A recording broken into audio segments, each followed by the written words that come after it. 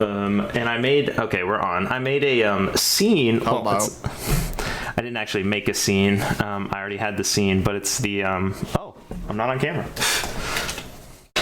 I am going to open your chat. Okay. The scene I have is actually the speedrunning scene.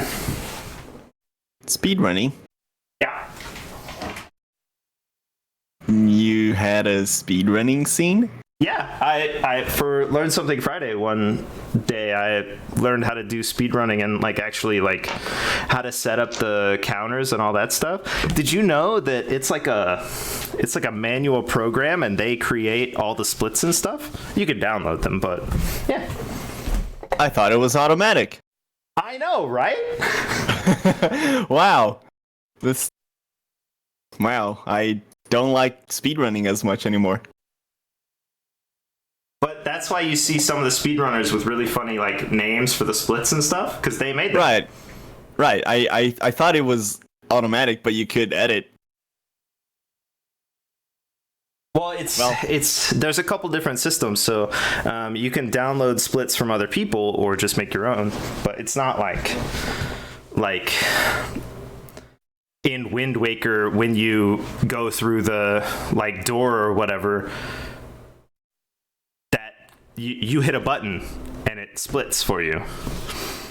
Right. Yeah. It's not automatic. Shame.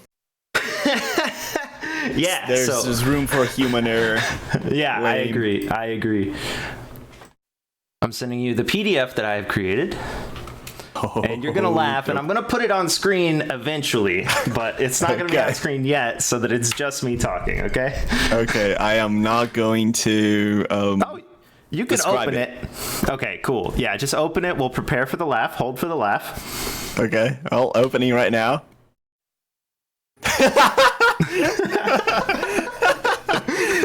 Sick. All right, cool. So,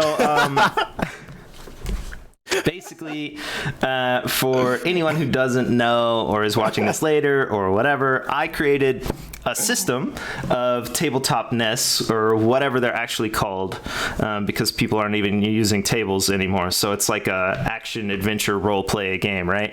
A stats-based action adventure role playing game, and I made up the way the combat works. I made up how you find stats. I mean, not how you find them. It's pretty standard, but like what the stats are. I made up all the stuff because I wanted things that are like D&D. I actually have notes for this portion too. I'm really prepared.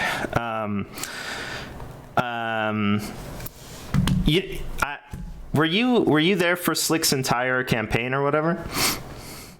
I don't think so. No. Okay. Well, we got into a discussion about dropping in and dropping out, and it became like a discussion of, well, you and your game master just agree on whatever you want to, sort of do, and that's how all the games are, right? Like, some people don't like dropping in and dropping out every week. Some people want it to be the same people all the time. Some people don't care, right? And then there's also like customized spells, right? Like you want to be this specific character, so you take spells that already exist and you sort of mask them with a new face or whatever. And so instead of like magic missiles, it's some sort of channeled beam. It works the same way, but for your character thematically it's different, right? And then you also have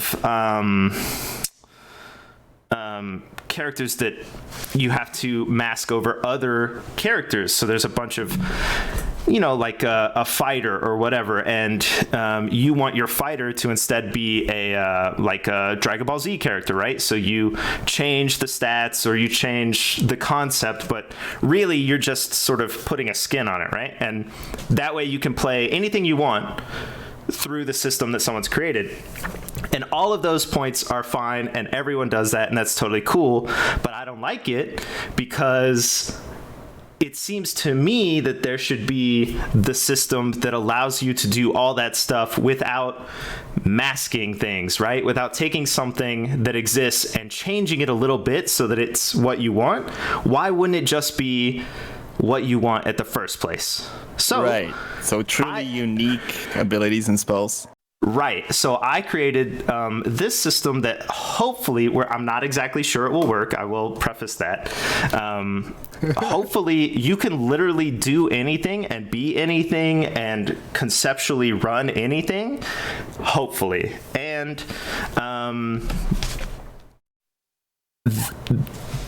the system also allows for changing your play style on a whim, which I think possibly no one else is doing, because you're a fighter, right? You're a big dumb fighter, and you go into a fight and you fight, and that's your character, and you play it through, and that's wonderful. That's a great experience. But you may encounter something that your fighter can't possibly do, and the limitations are fine, and if you want to continue in that scenario, that's great. But what if you did want to play it a different way? This system allows for even that to play out, with limits, of course, but yeah, so I was trying to make sort of a catch-all system, and then I also had this idea for a story and a longer sort of scenario that I wanted to give people, and so I made it so that it would fit into that, and then also, yeah. So what we're going to do is, I gave you the sheet. The sheet looks like this. It's really funny, I understand, but I went to make it, in true PDF fashion, and then I went, you know what? I want it to look handmade and all of that stuff, so it is. Perhaps a bit too handmade. Right, I know. Without rulers or yes. any order. I did use a ruler for the underneath lines if you look real close, but then I just markered over them with a bigger marker. So some lines are straight, and some are not. Yeah, but wowie. So the way the sheet is set up and the way the whole game is set up is that you create a house, and the house obviously contains many different characters, right? Okay. And for our use, for what's coming up in the it's called the Ashien mystery. It's actually a joke on me at this point because I could explain that later, but it's a mystery that we're going to be going into, right? So that is an event called a sigil, and it's basically like the Olympics, and all of the houses are expected to send representatives. The representatives you send are the champion and the steward. So for our use, this is what the character sheet would look like, but it doesn't have to look this way.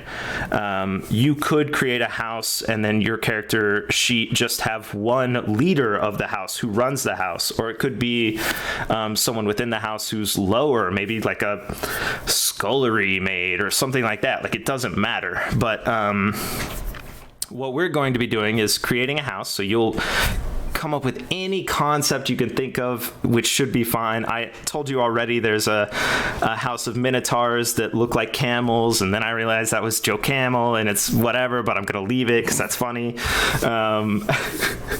But yeah, so then what you'll do is you'll create your representatives, your champion and your steward. Their names are at the top. They can be any name you want. And then we'll go through and we'll find your stats. I'm going to do it too, just for funsies. But the stats are generated with dice, and that gives you the sort of unique stats that you might not choose for yourself, but it's kind of the limitations thing. Your identity is anything you want it to be. Gender identity, religious identity, locale identity. I have a map sort of sketched out that I don't have available, but if you say like, oh, it's in the mountains, or oh, it's next to the ocean, or oh, it's in an interdimensional space, like any of that can fit. We just gotta make sure that it is realistic, and that's all of these fields all the way down. If it's realistic, let's do it, right? The abilities, it's realistic, right? Realistic, as in, and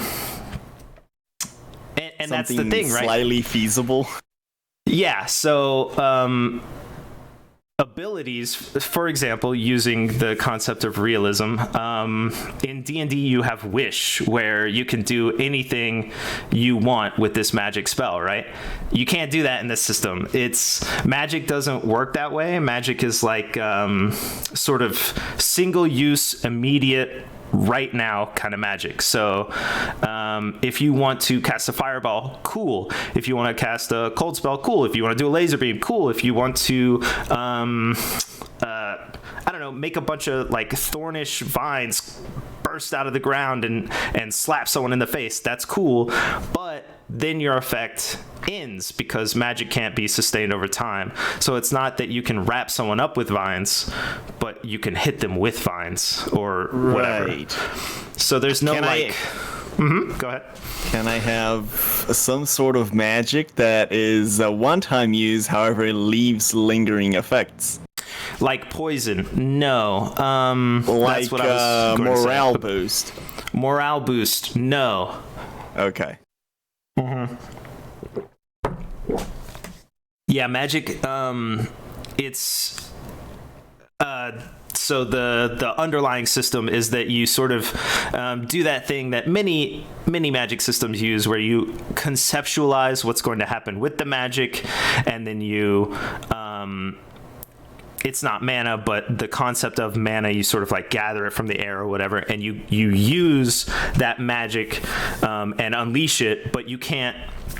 It then dissipates, right? It doesn't stay within you or within the enemy or any of that stuff. It comes out and then it's gone. Understood. All right. So like a single turn or a single attack boost. Right. That would work. But Right. like sustained buffs wouldn't work. Right. And so Ewoks are making notes. I think either you or Ewok will be the people who break the system, and that will probably break the game. I don't think I will, but okay. Well, you have experience with like Vampire and Pathfinder, which are more role play stuff, right? right. Well, Vampire for sure. Pathfinder is a bit like, I don't know. I think I would describe it as light D&D. Right. And so Vampire for sure. I wanted a system where you can do either method if you want to through any scenario at any time if you want to. So your abilities could be like charm person. Obviously you wouldn't charm them forever, but you would charm them during an attack or on your attack, and they would have to resist against it. Because when we're looking at abilities and we're looking at these stats and stuff, everyone all the time will be rolling against each other unless you're rolling against like an NPC, but even that NPC rolls against you every time. Right. So it's always a roll off. Right. It's not, oh, you don't meet my AC, you don't hit me. It's my AC, if you're talking about D&D, my AC boosts my defense, but you might still hit me because I'm already off on my left foot and I don't have the stability. So you managed to hit me this time, but in most cases you can't because my roll plus my AC is higher. And it's not even AC, but that's just an example. And that's gear as well is a modifier of your rolls also. So what will happen is if, for example, you attack someone and you roll and you get a number. I rolled a 4. And then your let's say you attack with a sword, right? Your combat ability modifier goes into your roll. So if mine was +2, then my roll would be 6, and the other person would roll their grit because you're attacking against their sort of physicality and their resistance, and they roll a 15, so you're not going to hit them. But if their modifier was insanely negative, then in theory you could, right? And that's how it works for every single thing. So if you're trying to perceive something, you're rolling against sort of a static number. But if you're rolling against a person, or or if you're rolling against a person who's trying to deceive, they're always rolling 2 all the time. Okay, I think I get the overall gist of it. Okay. And I wanted that because it's a common complaint that people get bored. Like, you know, it's the turns take so long and it's just one person doing something. But in this system, in theory, you could fight your party member and I could say nothing, and you both would know how the system works and what happens the entire time. You could roll both on the board and fight each other, and that's how it would play out, and you would decide how it plays out if you so chose, which you don't have to do. So yeah, we can go through this and start, and I'll answer questions, or if you got questions now, we can do that. I do have some questions, but they'll come up as we go along the sheet. Cool. I have a bunch of dice. I'm using Google Dice, which is just I'll just Google it. I'm seeing that I don't actually have enough, so I have to use an app also. Or I could re-roll them, but it's really annoying to like roll twice and remember, right? So. Seven dice is what we'll be using. Do you have a house concept already? A house name or anything? I mean, I had that joke when you first told us about the whole premise. Right. But aside from the house of fight to the death or something, I don't have any. I was thinking, I don't know, a house of communal kinship, which is. Everyone is a comrade, and they don't have any difference on. They don't have hierarchies. Nobody's better than anyone. Everyone is part of this communal group house, right? And they all share the same responsibilities and roles. Okay. But I don't know if that would be a thing, since we already have a division, a champion, and a steward. I mean, they would be the same. My question would be, if you want it communal, that's totally fine. Like, I gave the example of chimney sweeps, and if they're all chimney sweeps and they just do the job, the house is sort of more like a union, right? It's just protections for them to make sure that they are getting fair pay and all that stuff. And if you shortchange one of the chimney sweeps, they all sort of show up and fight you to the death or whatever happens, right? So if you want it to be communal, that's totally cool, but you have to figure out how these two figures were nominated, right? Maybe it's they all draw lots. Maybe they roll dice themselves. Whatever it is. What would be the most like equal way to choose two people out of I don't know, thousands? I don't know. You could have wow, even that would be not equal. Let me think. I guess something that completely relies on chance. Okay, I got it. Okay. How big do you think the house is? How many people? Here, I don't know. Here, I don't even know what they do. I just came up with this idea right now.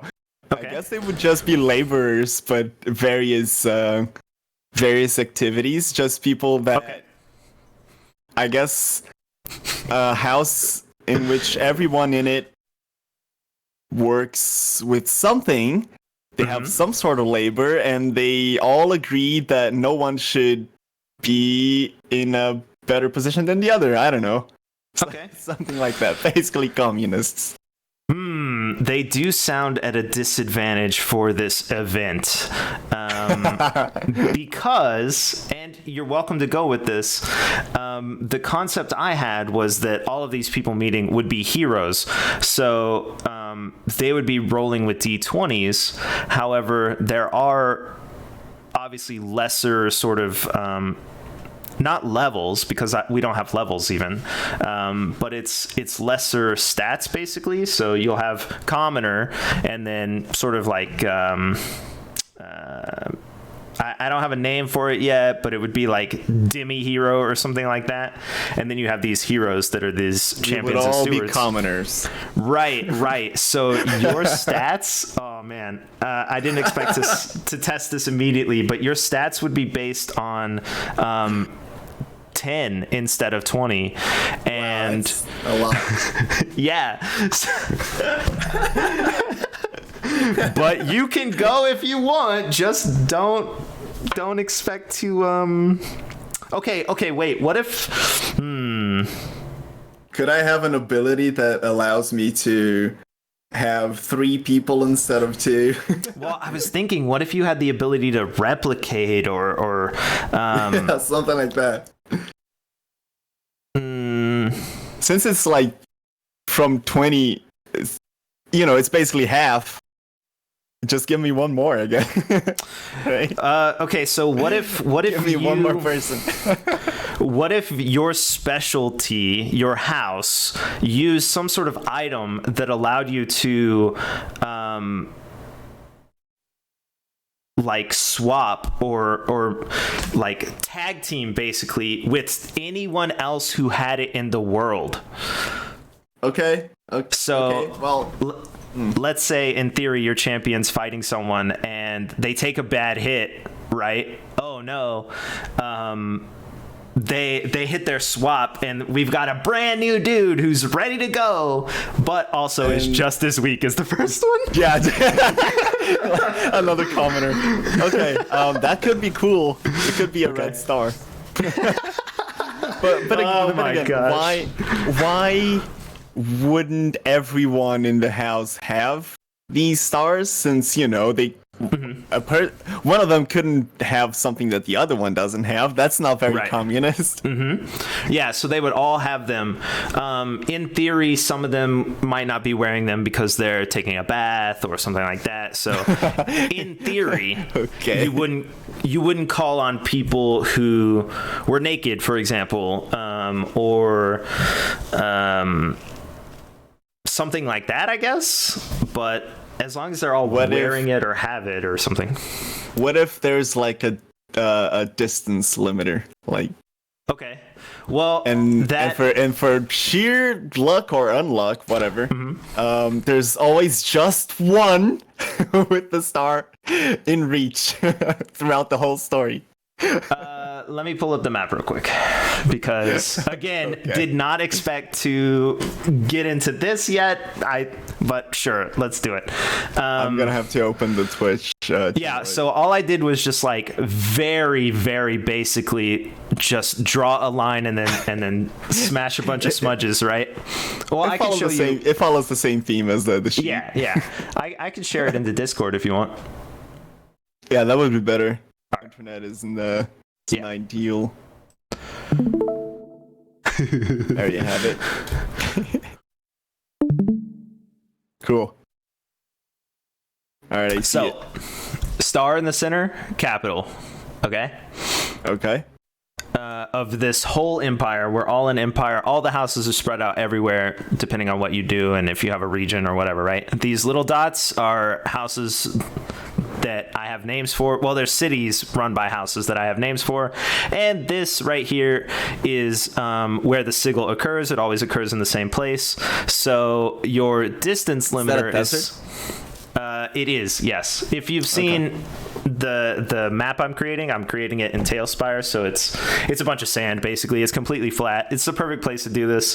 But yeah. Okay. So it would be kind of difficult to have like always one person near the sigil, but in your town, yeah, sure, that would definitely work. So basically I would be nerfed if I chose the house of mountain climbers or divers or something like that. Well, yeah, so your house would be like the house of I don't know, groupness or something. And if your distance was only right in this desert area, like it's only right here, then yeah, sure, you could also bring them if they were in this area. But if your distance was only this amount of space and your main house was way over here, then no, it probably wouldn't work. So it might just be anywhere in the world. Right. Just out of curiosity, what's the scale we're working with here? I don't even have that. Right, because... but just an estimation. Are we looking at the continent, an island? This is a continent. Yes. So okay. I made a little joke with just myself while I was drawing. This is roughly the shape of the outside of Texas on one side. Not that it's that size, but sort of looks more like South America. Well, yeah, South America, sure. But I would say this space is probably the size of the U.S. or maybe Africa turned sideways. Something very big, right? That can house millions and millions of people if you so chose. But based on the amount of fantasy involved, it's probably not millions. It's probably closer to hundreds of thousands spread across many, many houses. An empire. Yeah. Okay. Well, I mean, Roman Empire had a million and something. But yeah. Okay. Very cool. Okay, so continental. Yeah, it could be the whole world, the whole star thing. But what if?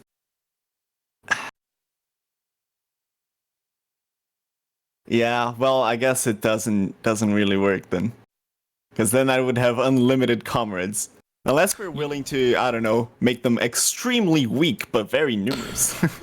Yeah. So just by saying we're commoners, you're incredibly weak at this event. Yeah. Normally, no, you're not. Like normally, you're just like everyone else. But at this event, 2 representatives are required to come to the sigil in order to set up your... I'm going to close this real quick.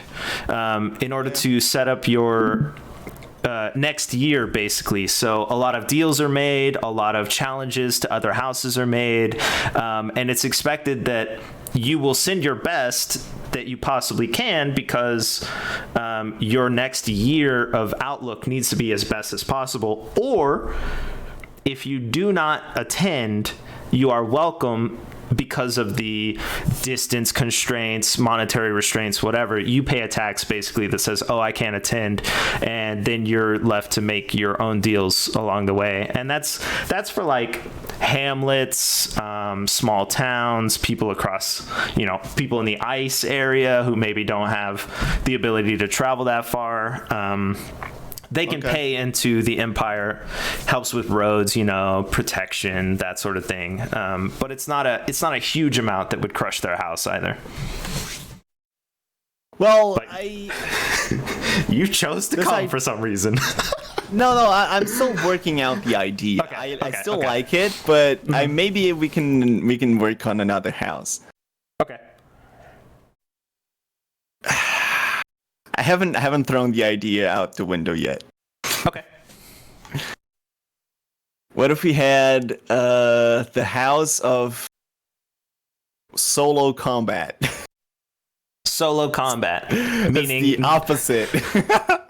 No matter what happens, they always fight alone. Alone.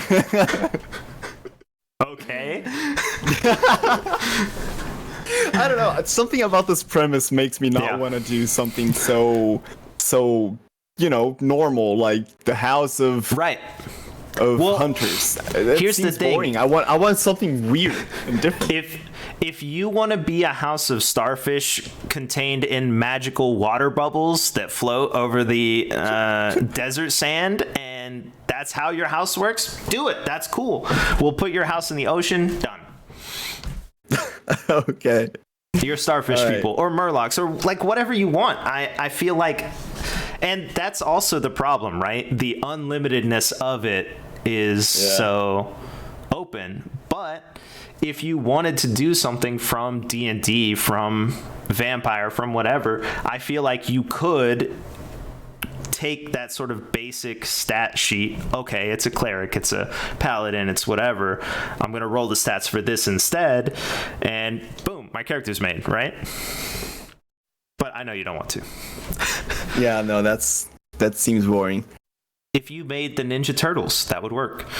It's just copying an idea that already exists. Okay. I should have worked this out beforehand. No, it's fine.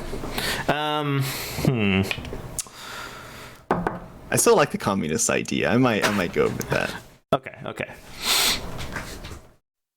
Just having like one extra dude can swap. Oh, I know. And having just commoners. That just seems. Well, I do have one question though, and that might weigh in on my decision. How often should I expect to be 1 KO'd as a commoner? As a commoner, okay, good question. I'm gonna bust out my folder. Let's test it real quick. Okay, I just happened to open to the camel house. Not this dice, because technically that's cheating. Let's see, that one goes up to 30. I made mistakes. I got too many dice. This one? No, that one goes up to 30. What the heck? All right, well, this is technically, oh, wait, here it is. Okay, so I'm gonna, let's say, the weaker of the two is attacking you.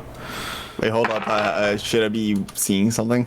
No. I'm just rolling it sort of in front of me on the desk real quick. You're a commoner. Do I have a D10? No. I'm gonna have to get one on this. Or I guess if you want to roll, do you have the ability to make a D10? Yes, I do. Yes, sir. However, I did close it, but... So 1 D10? Yes. Gotcha. I rolled a 1. Okay, I hit you then. Frick. 3. This one doesn't have any modifiers yet. I haven't made them, but let's say it is modified. 2. I could hit you for half your health on a 4 roll. But in theory... Can you work out the worst case scenario? 6. Well, I will not tell you the worst case scenario, because that's part of it's basically the thing I'll be using to keep Itro in check. What? Why? Because why Itro? Itro will do things that his character would definitely do, that naked monk that he had or whatever that would like fight guards and stuff. While that's funny and that's cool, if he comes to the sigil and he does that, he will die immediately if he chooses the wrong person. So that would be the worst case scenario. A one KO for a hero from someone specific. So yes, that person could definitely kill you. Even if they didn't roll and stood next to you, they could probably kill you. But another person... but not these specific... people that we're not supposed to fight, like someone that we are supposed to fight. A normal person, in theory, they could one-shot you, but it would have to be a perfect roll with the perfect setup. Otherwise, they would do 8 damage into your 10, and you would have the chance to hit your button and bring the next one out, right? Right, okay. So, all right. Probably 8 or 9 damage is the most you can receive. Probably. Okay, I can live with that. That's fine. Assuming, as long as the chance of getting one hit kill is extremely low, then I'm okay. Fine. Yeah, you have to make sure to modify your grit positive also. Right. Yeah, because your grit, you'll be rolling into the average person would have 10 grit, which would also equal 10 health, right?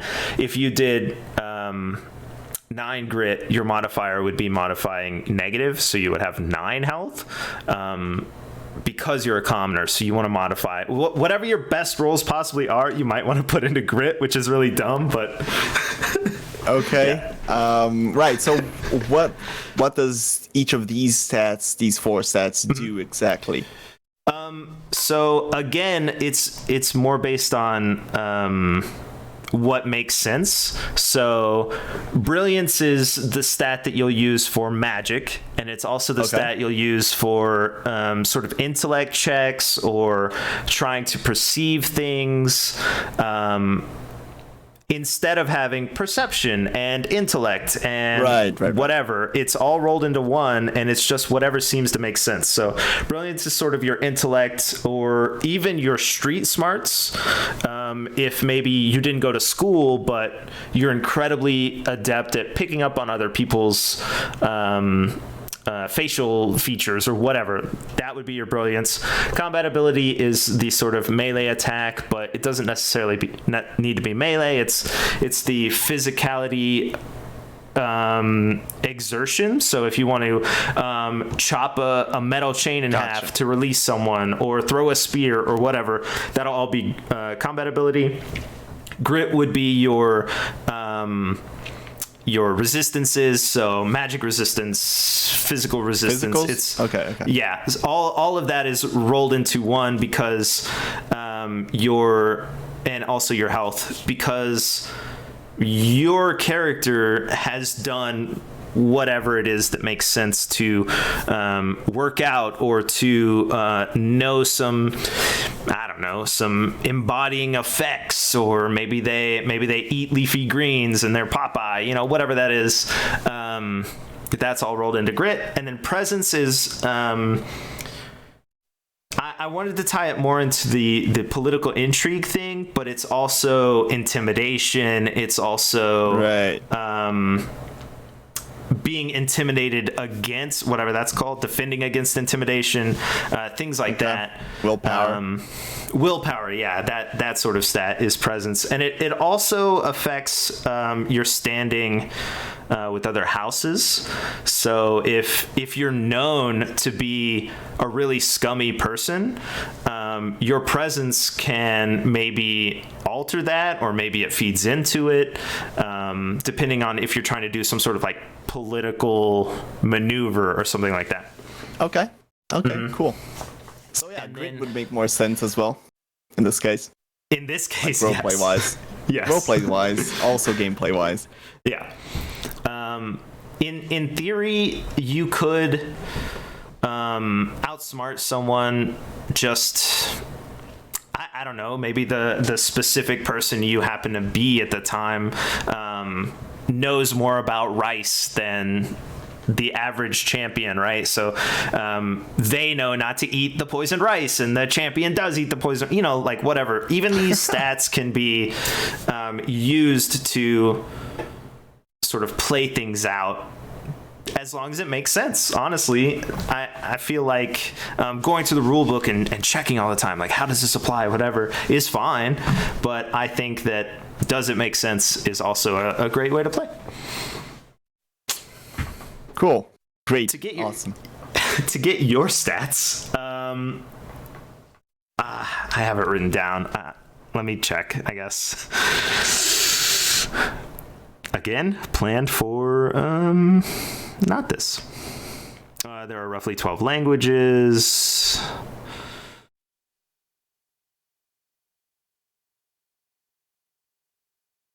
My notes are not succinct all in one place because I plan for heroes.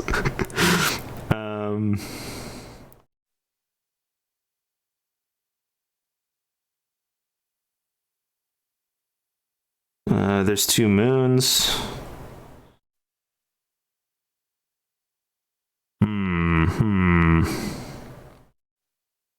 What if I don't know, it's cool. I gotta know anyway. I just can't remember where I wrote it down. It's 7 for heroes.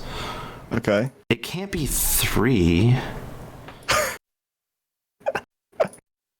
I think it's 1 less per. Let me test that real quick.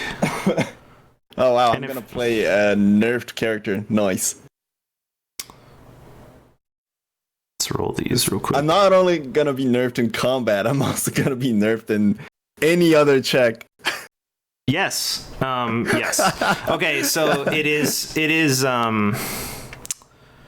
it's 5d6 and then you take the best two, or whichever two you choose. So what will happen is you'll roll them 5 times, and then you can put them into your stats, whichever ones you choose. So it's 5d6. Wait, why 5? Because demi heroes get 6 and heroes get 7. Right. The chances of you being a super commoner would be 2d6, both being 12. And in order to limit that down to commoner level, because not everyone could be a super commoner, you have to have less chances to get it.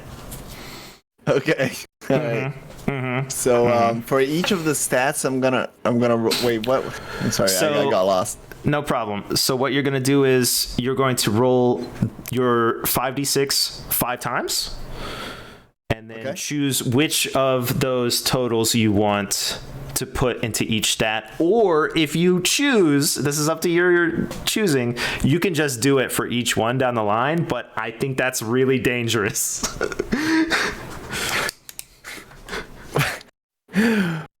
So I'm rolling 5 times to decide the one stat. No, for all of your stats. So here's what we're gonna do. So one of these numbers are not gonna be used. Right, exactly. Okay, I got you now. Or you can choose to not do that and do it 4 times if you want to play it risky. No, it's fine. I'll do 5. Okay. All right, here we go. Right. Should I? Okay, never mind. I was thinking of streaming it, but nah. Well, yeah. It's 1, 2, 3, 4, 5. Wow, it's actually above average for the most part. Yeah, I got 3 5s and 1 3. The other one is a 2. I'm not going to use it. That's pretty good. Wait. What happened? I got 3 5s and 1 3. What about the 5th one? The 5th one is a 2. I'm not going to use it. Oh, okay. You're only using 2 of these dice. Oh, only 2? Yeah. So your first numerical stat is 10, which is the medium base, like average commoner stat, 10. So then you do it 10. Again. Do it again. Okay. Should I be writing this down? Do you need that? I just wrote down I got 10. it. Yeah, okay. Okay. All right, so I roll 5 more times and use 2 numbers? You're rolling 5d6, correct? Okay, well, here we go. Mine rolls them all at once. Well, mine doesn't, and I have to go through 5 times. However, I got 2 2s, 2 3s, and a 4. Yeah, 7. That's bad, but okay. If you... All right, the second number is 7. Do I do it again? Yeah, 3 more times. Okay, here we go. Oh, damn, no. Oh, okay, no, this isn't too bad. I got 3 1s, a 5, and a 6. Okay, 11. Cool. Yeah, that's not bad, considering what I got. All right, here we go. One more time. A1, A2, A3, A4, A5. Okay. I got a 2, a 3, a 4, and 2 5s. So 10. Okay. 10. Is that's it, or one more? One more. Okay. And A1, A2, A3, A4, A5. Okay, I got a 1, 2 3s, a 4, and a 6. Okay. So you'll probably be using 3 10s and an 11. You can use a 7 if you want. Just to make it interesting. I'm already very super nervous. Definitely don't do that. And so what you'll do on your sheet is you'll put them into the boxes. 10 10, 11 and 10, whichever ones you choose. So grid is gonna be 11. Yeah. The rest is gonna be 10. So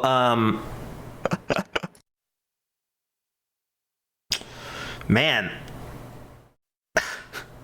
So what will be happening if you fight a hero is your modifier will be based on 20.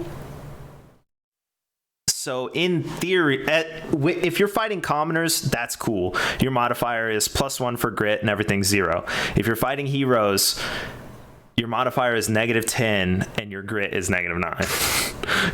How does that work? Because you're a commoner fighting a hero who, that's what they do. Their whole job is to be the best. That's how it works. Wait, so hold up. If I'm fighting a hero, then I'm gonna roll what, a d20? Correct. You're gonna roll a d20 with a -10 for all of those, except for grit. I'm gonna have a -9. I rolled a 20. We gotta work on that, man. You think so? Yes. So here's the thing. The whole theme of the house is the whole commune thing. Together we are strong, right? Monkey together strong. So, okay. So I guess maybe I should have an ability that, I don't know, uses someone else's stats, maybe half of those stats for a check or something. Let's put it into man, I really like the bringing in another random weak person, but sure. Yes.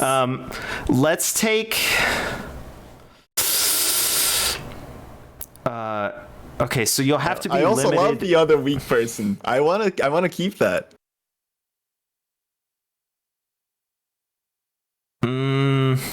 So what if I'm invincible until I get one hit kill? Oh man, that still makes you weak. Okay, so on gear, if you scroll down, or I don't know if you have the whole page, on gear, the way it works is you get 4 points to modify these stats with, and it's like permanent modification, right? So normally you would only modify one stat once. So if you take all 4 points and you put them into grit, then you're maybe wearing like a full set of armor. Your grit is always +4, but you can't modify any of the other stats. Or you could do 2 swords, one that's like made out of magic, so you it modifies your brilliance by 2 and it modifies your grit by 2 because you're holding 2 swords, or your whatever combat ability, right? But what if we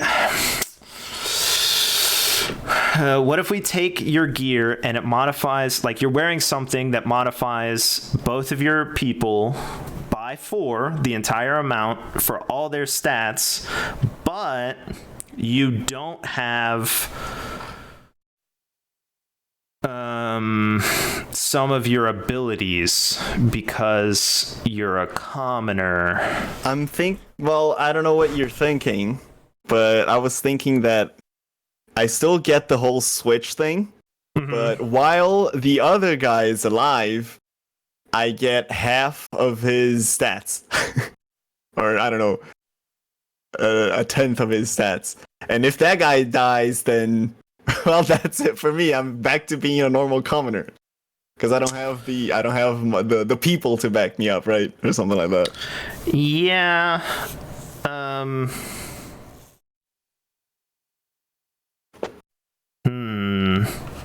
I don't know. Maybe seems a bit complicated. Yeah, I think you would still die if you played out a fight pretty easily. But let me point out that the other person's rolling against you. So if these are both yours, or fighting, a 12 and a 16, those being so close, your modifier being negative is dangerous. But if the other guy rolls a 1 and you roll a 17, you hit the hero. The odds are so small. They're terribly small. They are, but you're also a commoner fighting a hero. That's the point. But anyway, to make it work, I think that's what we should do. You should have some sort of magic item that your house creates that gives all your stats +4, so that at least bumps you up to 14s and 15s. There are, I will tell you, some of the heroes are on this scale, but they have their own abilities while I wouldn't have. Yeah, they have their own circumstance that makes them capable of overcoming in this scenario. So okay, I would still be weak. You wouldn't be weak against them, but you would be weak against other people, and so you're okay. So 14, and I still like the idea that if I still have the switch ability, but let's say that the item that I used to switch gives me the stats. But if I switch, then I turn off the bonuses it gives me. So basically, it gives me like a second wind. However, I lose all of my extra stats that I get from it. At least for the duration of whatever event is going on. I don't think you should lose. I don't think you should lose your stats. I think we should. Am I this week? Well, I mean, I think you should play it just as commoners that can swap, and I think that's hilarious because you'll be so motivated to not fight and to find other solutions. I think that's really cool, but I do think a +4 is getting you closer, and then you're 14 versus 20s. And I think that what we should do is, I think your bottom ability should be maybe swapping. You could do it 5 times, and that's 5 times. The concept of long rest is just resting, right? So five swaps during a fight seems good, especially if you're landing hits. Yeah, I thought I was just gonna swap once, so okay, 5 times is decent. It's like having 5 lives. Right. So your switcher, let's say your switcher does +4. You could swap 5 times, and then your modifiers. Let's take your +2 ability out. So like you can't have that, but you could still have the other 2 abilities. And if you leave your stats like that, I think that you'll sustain fights. Oh, but swapping would be your move.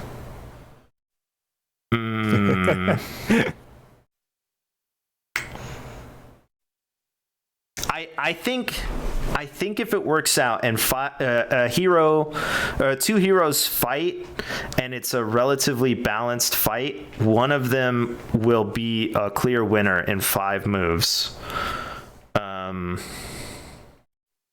So I think you should be able to swap for free.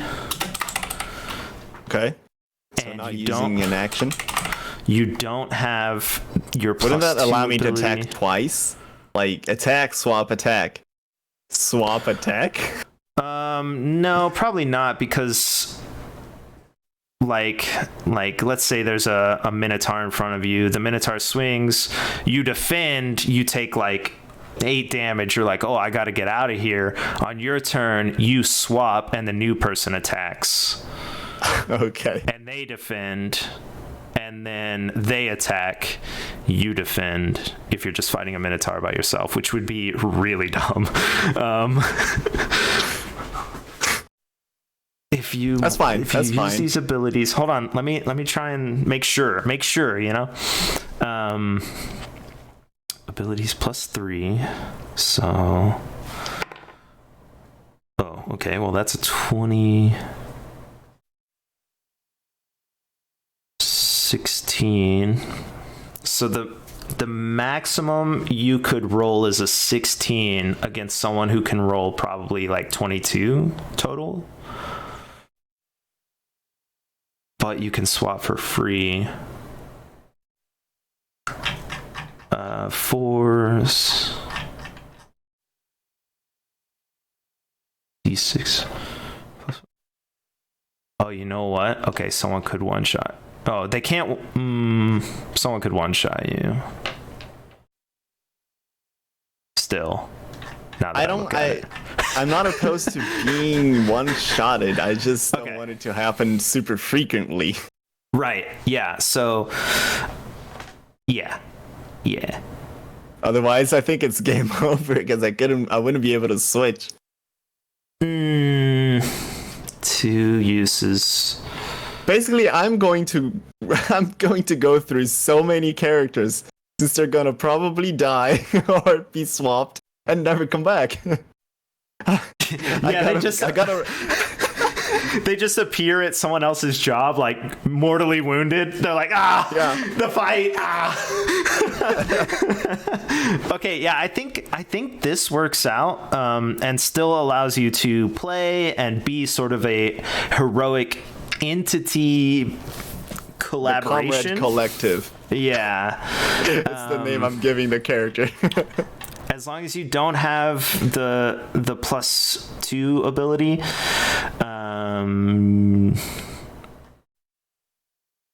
Oh, you know what? They can't one-shot you. I was thinking about it wrong. Okay. Yeah. So they can't one-shot you, but they can do almost all your health, just like we talked about. Okay. So that, yeah. Your modifiers, the +4s and the +3s on your abilities go into your rolls. So technically, the most you could roll is 20 using your abilities against someone who can roll maybe 24 twice or 26 twice. Just get me. I think this is almost fair. Yeah. Okay, I need to understand one thing though. So we have champions and stewards. Yes. Is that 2 characters we control? It is. So in other people, they're usually sending a champion who is better at fighting, and they're sending a person who is smarter normally, because the steward is really there to broker deals, do political intrigue, do things that involve maybe checking the books, ledgers, things like that. They're sending them to this sigil in order to facilitate the making of deals for the future, right? And then the champion, if a deal comes out that isn't necessarily going to benefit them or whatever, the champion can basically challenge and say, hey, duel me and I will fight you, and we'll see who's stronger, and that will prove that my house is more capable and we should have a better place at this table when we're making this deal. And it's another way to influence the political sphere, basically through might. Okay. At this event. So in other houses, you're going to have people who look different, but you will probably, I think you should use the same stats for your steward also, personally, because all the people you swap in will have the same stats, right? Unless you're not going to swap into the steward ever, like while you're fighting. You know what I mean? My question was basically, do we control 2 people during combat? Oh, no, not during combat, no. Okay, so the steward isn't gonna be ever in other people, normal people. Is not gonna be in combat. It depends on the scenario, but you could play as your steward and wind up in combat. You can play as either of these people while you're at the sigil. You just can't play them both at the same time. So it's another way to facilitate within the house the drop in, drop out sort of thing. If you miss 2 weeks and you come back and you're playing your champion, your steward will basically catch you up on all of the things, right? So whatever your house may know about or whatever, you can still play in the game, play in the story. You have a part, and your steward basically catches you up. Whereas if you were the hero and you were gone for 2 weeks, like you just didn't know, and so the party would have to catch you up real fast and all that junk. But this is a way to sort of more facilitate drop in and drop out through the house system. And in commoners, out in the wild, it would just be other members of the house who would do that same thing. If you spoke to them. So we never control both at the same time. Right. Yes. Okay. So I was thinking that if I controlled both the champion and the steward during combat, would both have the ability to switch, but it doesn't matter. The steward is gonna have the same ability because it's also a member of the commoners commune. So it has the star, it can switch, it's the same thing. Right, yeah. Gotcha. Can I swap the grit? The steward can have like 11 on presence or brilliance. and 10 sure. in the other ones? I think that's fine, personally. Okay, I'm gonna do presents. Okay.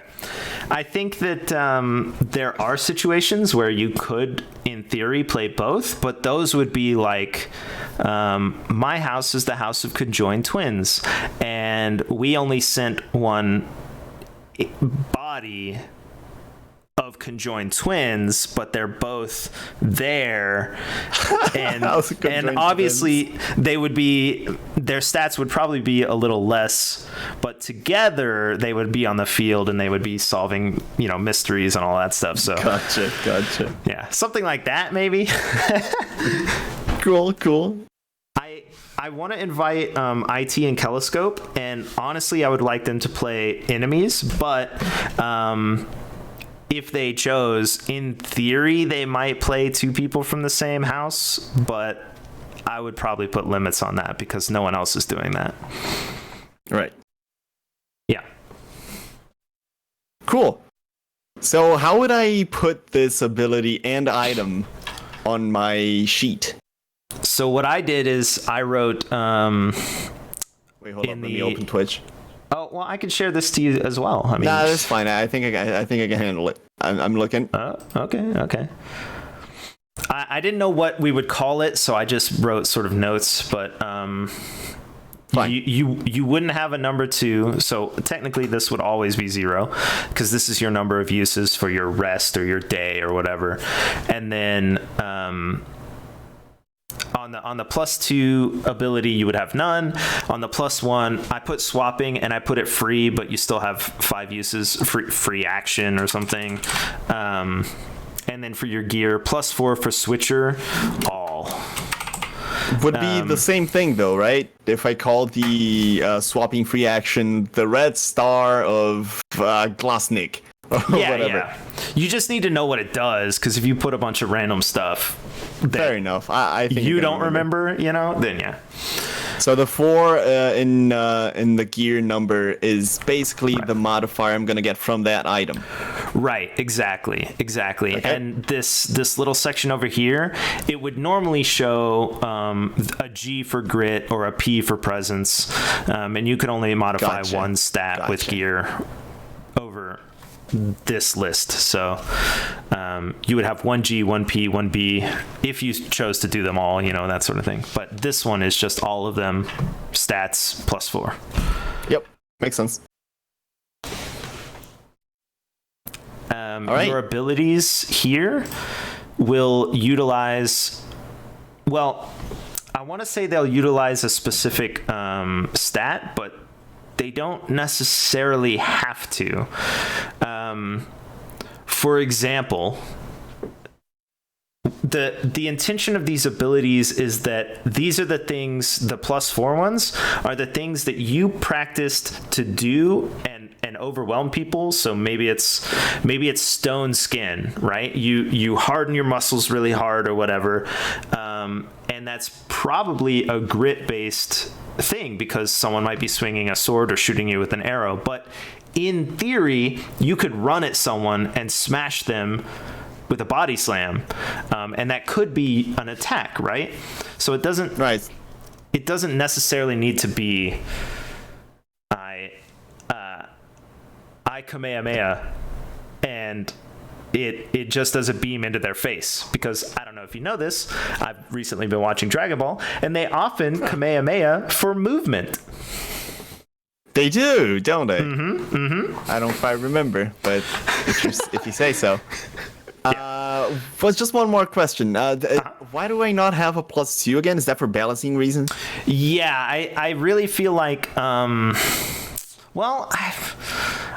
I was saying because this is a free action, you lose this one, but you do have such limited stats, so maybe you don't need to be limited by that. That's fair. You're the one that knows. I'm just asking because that was for balancing reasons. I'm just gonna leave it. These are modifiers into your rolls, so your D20 rolls. And your gear modifies your interesting. Okay, let me think about this again. Yep, go ahead. Think away.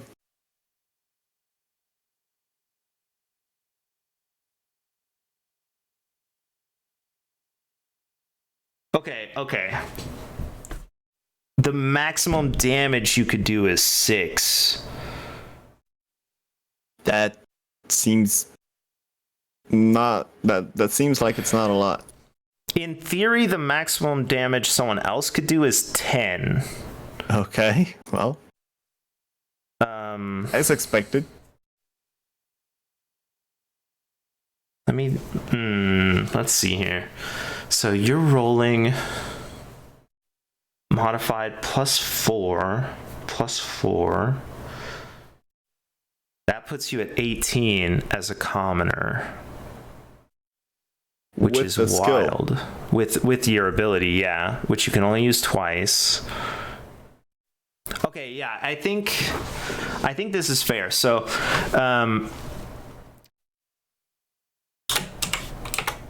the way combat works is, like I said, you roll your d20s against each other, and then you roll a d6 to see what the damage is. Your gear modifies those d6s, right? Right. But only in the stats that you're utilizing. So if you have a brilliance gear item, like it's like a magic talisman that makes you smarter or more perceptive or whatever, it doesn't affect your combat abilities or attacks or any of that stuff. I hope you do know that my character wouldn't take an item that he cannot have everyone in the collective also have. Right, I know, yeah. So I'm not just gonna be looting stuff. Yeah, no, I know.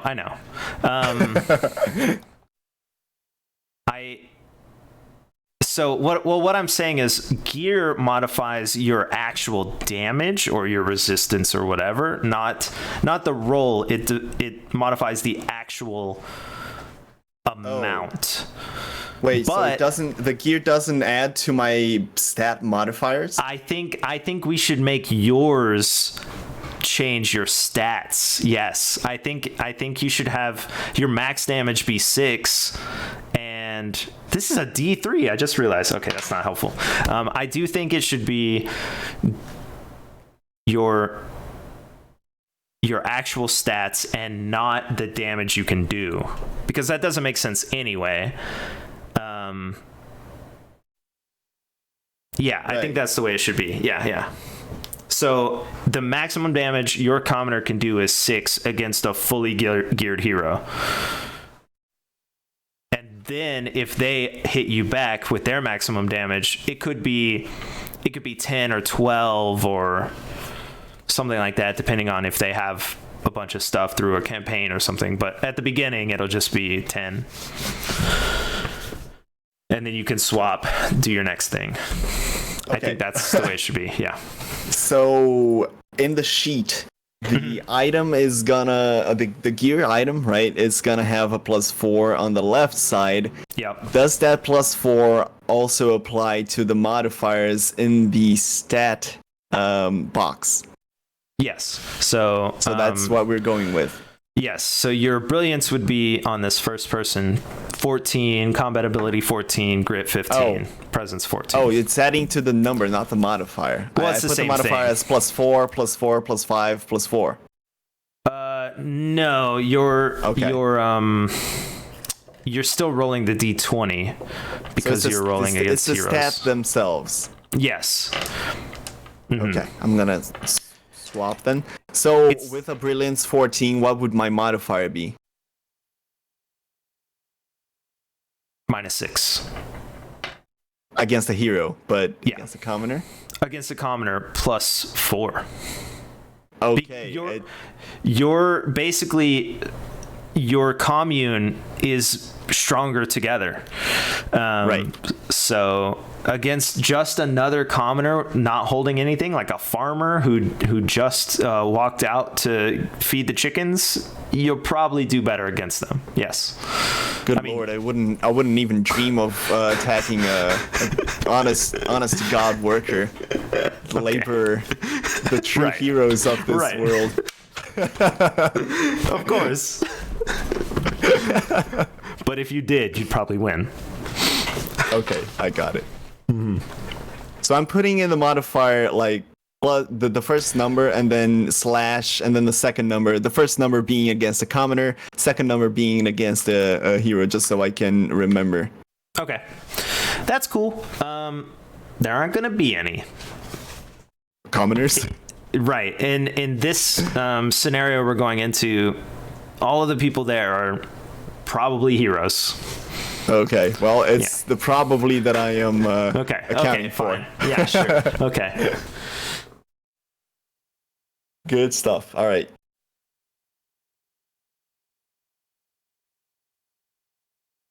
There's a glitch with the PDF. Oh yeah. When I put the number into presence in the right side, meaning the steward side, and well, then the number it copies over to the identity. Yeah. Oh. Isn't that weird? And if I delete the one in identity, it deletes the one in presence. So I did know there was an issue with identity, but I haven't messed with it yet. That's interesting. I didn't know that was... Oh, whoops. I hit some buttons that weren't... Let's try this. Okay, so none of the others appear tied together. Yeah, that's my bad. I didn't know what the issue actually was. I just knew that it existed, so I will take note of that and try and fix that in the future. No problem. No problem. Okay, I think we are mostly done. I still have to work out 3 more abilities. Is that it? Yeah. So your abilities will be something like, I don't know. the fighting spirit or something. Strength of the motherland. Yeah, sure. Okay.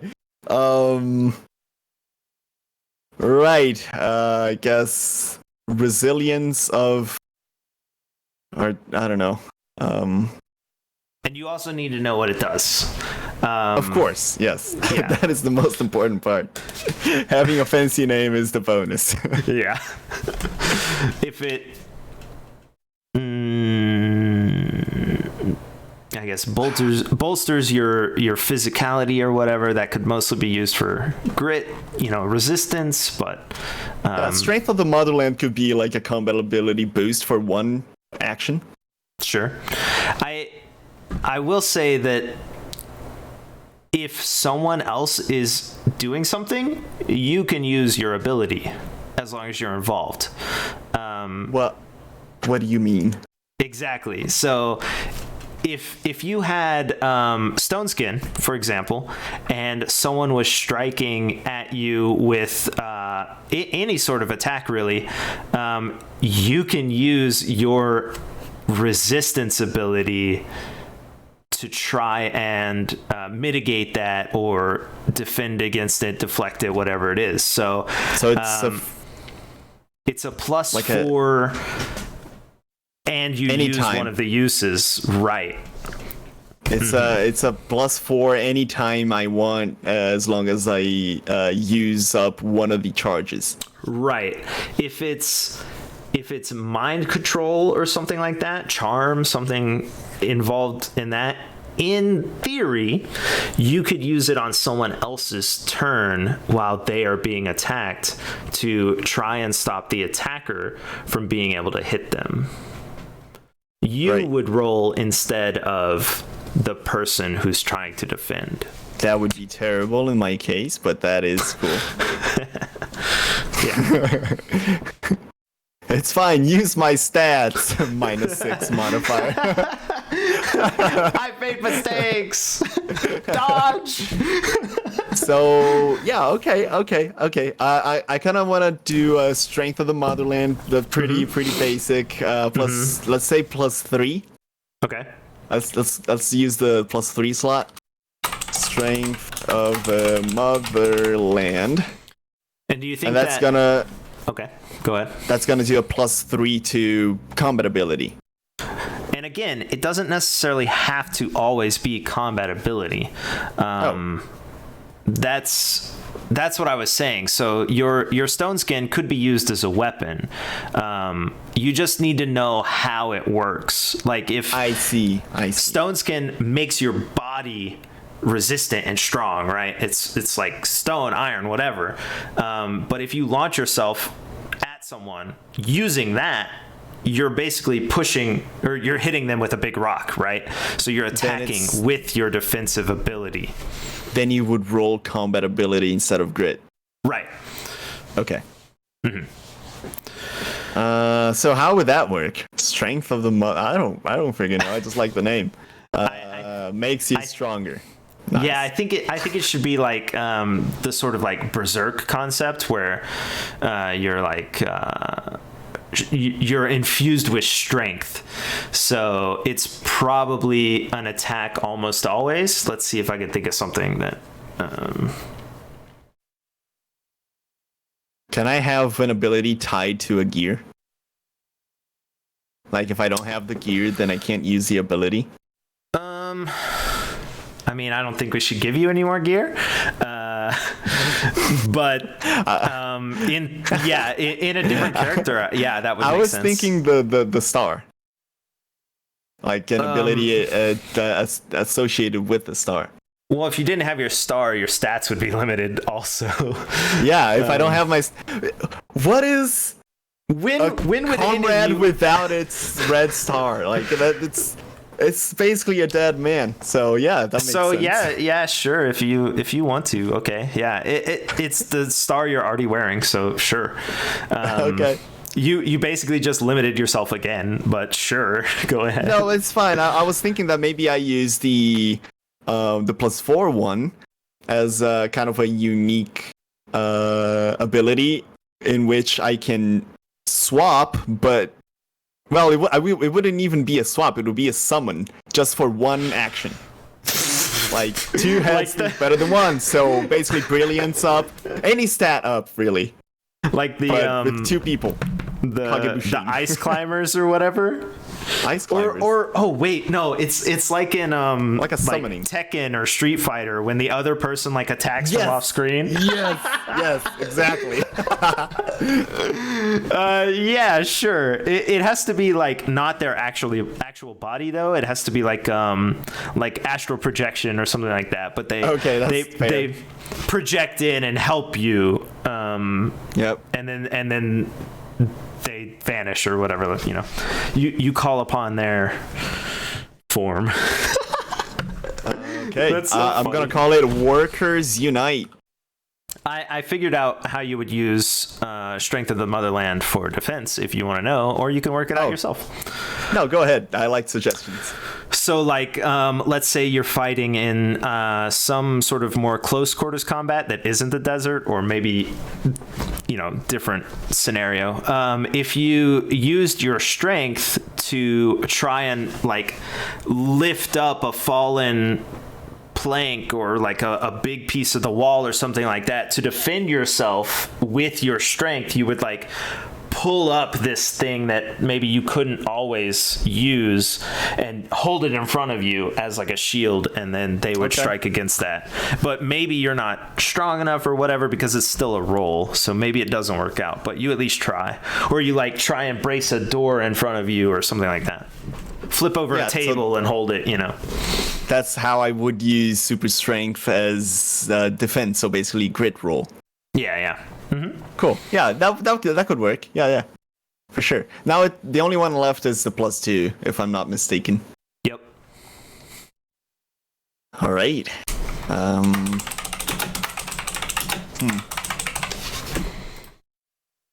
What other communist theme I could conjure up? I think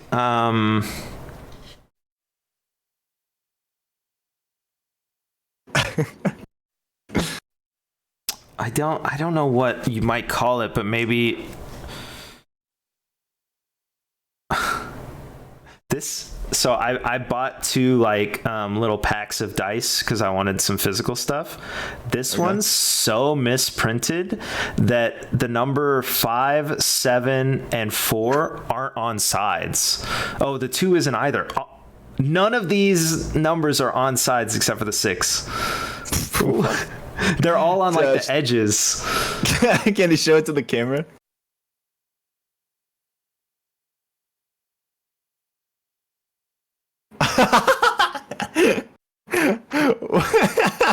How are you? What? That's totally a faulty item. How are you? How I just noticed. I didn't even open them until just now. Wow. That's so funny. I'm gonna be like, hey, I need. This is wrong. Refund, please. That's so funny. I don't know. Just maybe just keep it. Yeah. It's like it's a relic. Well, I do need this die. Maybe. It's the 8, I think. Wait. 1, 2. This is 7-sided. 1, 2, 3. What the?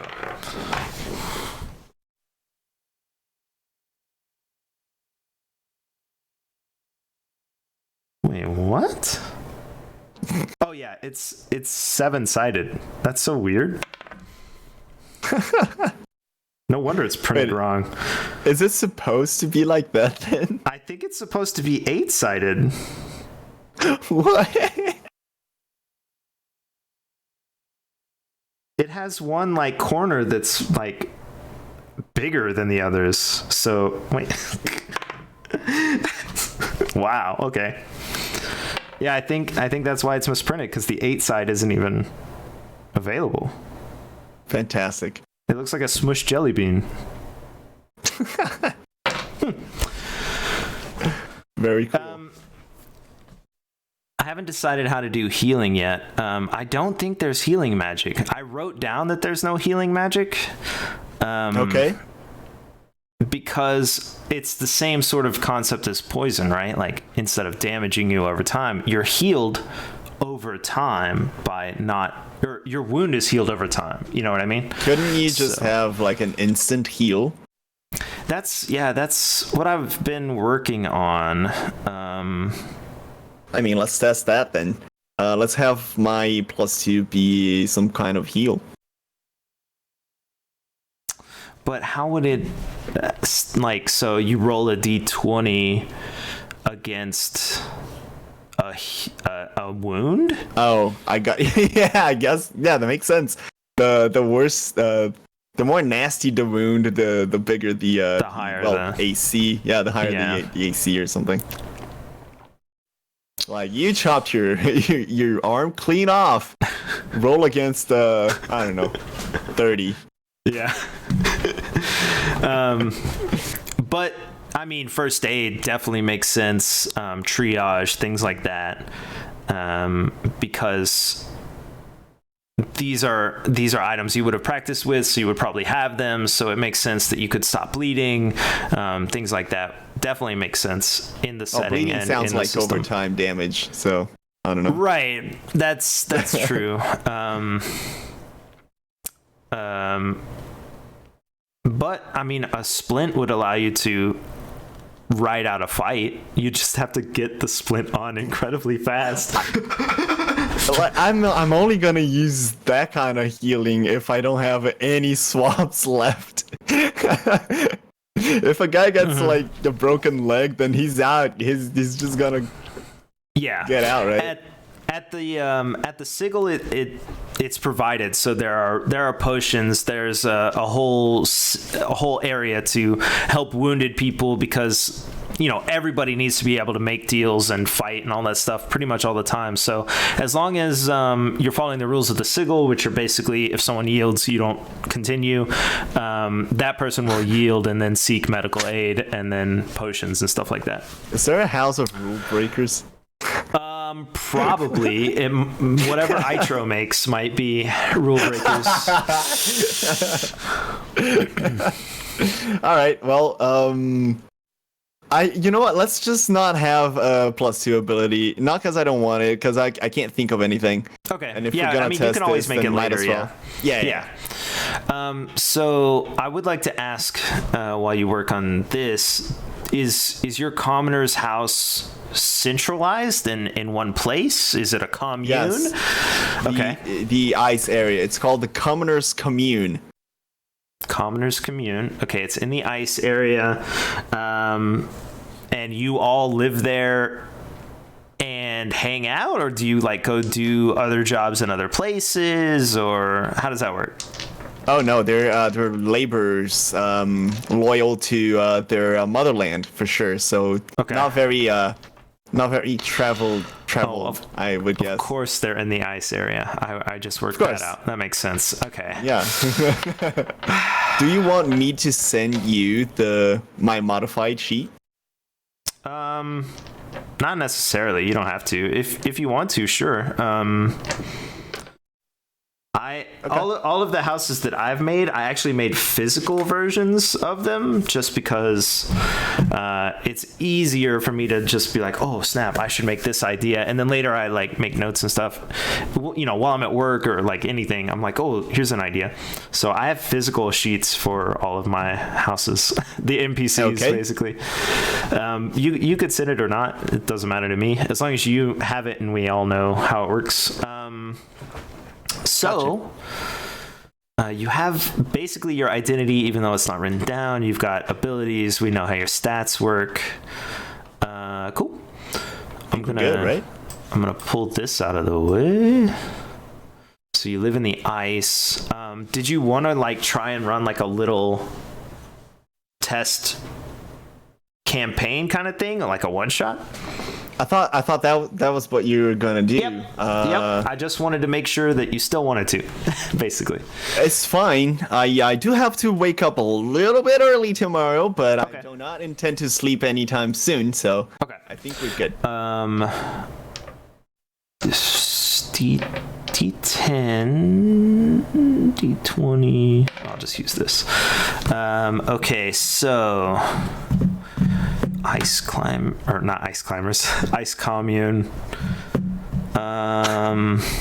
Ice commune.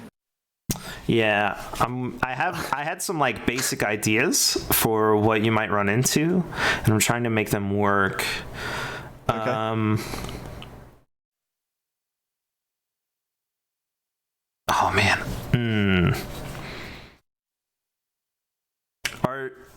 Do you think your commune is all so? Yeah, they're always there, but there's probably towns around that aren't you guys, right? I mean, yeah, we have visitors. yeah, for sure. Do you think your house specializes in any like natural resources or any of that stuff? Okay, so natural gas. Oil, if it's a thing. It would be like oil lamps, maybe, or sure, that works. Yeah, I would think that industrial revolution hasn't necessarily occurred in this scenario. Raw iron. Okay. So there are definitely. What else does Russia have? Okay. So. Oh, do you have names for these people so far? Maybe your champion and steward, or any of the people you're gonna play as? I guess the first guy, it could be, I don't know, Comrade Krill. Are they all gonna be Comrade something? Of course. Okay. So, Comrade Krill. The steward can be Comrade Koala. Sure. Also, it's Comrade with a K. Yeah, of course. I don't want to play as any of your characters, though, so... Wow, rude. Well, just because they're your house. I want you to have ownership over all of them. Okay. The concept of the steward or the house, it makes sense that, you know... I would play one of them as an NPC to sort of facilitate the story, especially in the Ashien mystery that I'm going to run. That's why there's a steward there too, so that I can just be like, hey, I'm your steward. I give you this info. You can 100% play the steward. I don't mind. No, I know. But I think because of the way the house works, I think it's better if you literally are constantly almost always playing them all, because you're playing one that can swap at any time. So, fair enough. But there are visitors, like you said. So, you said Krill? Comrade Krill is up in the snowy ice, landscape, doing whatever it is, maybe farming or Sure. Yeah, you're farming. It doesn't matter what you're doing. You're taking a break from, because you should always be able to take breaks and do whatever. There's a gentle but very chilly breeze constantly blowing around your commune, which I assume is a village of some sort that has maybe a protective barrier that also helps break the wind, but it doesn't work, right? You have that persistent chill in the cold, and your clothes are designed to help you with that, and I assume you have warm buildings. Maybe Comrade Krill is walking from one building to the other and happens to spy a person at the gate to the commune. Villagers and nearby townsfolk know that they are welcome, but there's a little bit of oddness to the scenario that your comrades all live in, so they tend to wait at the gate instead of coming in. Pretty much always. Like, you'll never find someone just walking into town. They always wait at the gate. So there is a figure that you spy sort of down at the edge at the gate, waiting. Okay. Comrade Krill is he's gonna waltz over there, very calm, like with a firm pace, and both hands behind his back, straight column, like all very almost marching. Marching. Okay. He's gonna walk up to the gate, and he's going to ask, "What is your business here?" Well, Master, I came to possibly, try not to do Pierre now that I think about it. I came to pick up some produce, if you have any available.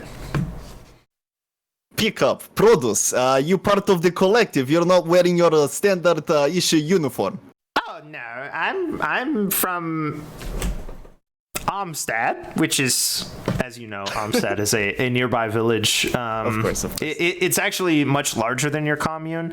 There are many houses in Amstad, and so there are also businesses, things like that, things that you wouldn't find. Commercialism, basically, in Amstad. And this person, I'm Lemmy. I came to buy produce. Is it you have produce? Something unique, something we don't have? Is it? Let me stop you right there. You said your name was Lemmy? Lemmy? Yes, well, listen here, Lemmy. You said you wanted to purchase produce. I did. Yes. As in use monetary items and. Is it your first time here? Yes, I have not. Yes, it is, Master. So perceptive of you to notice. Actually, roll your. Do you have a D10 available? Yeah, sure do. Oh wait, let me make a D10 as well on my little app here. I have so many D6s. Oh jeez. That's the common one. Yeah, I know. That's why. That's not nerdy. Not nerd I don't have dice. these stats, so let me do. Lemmy would be.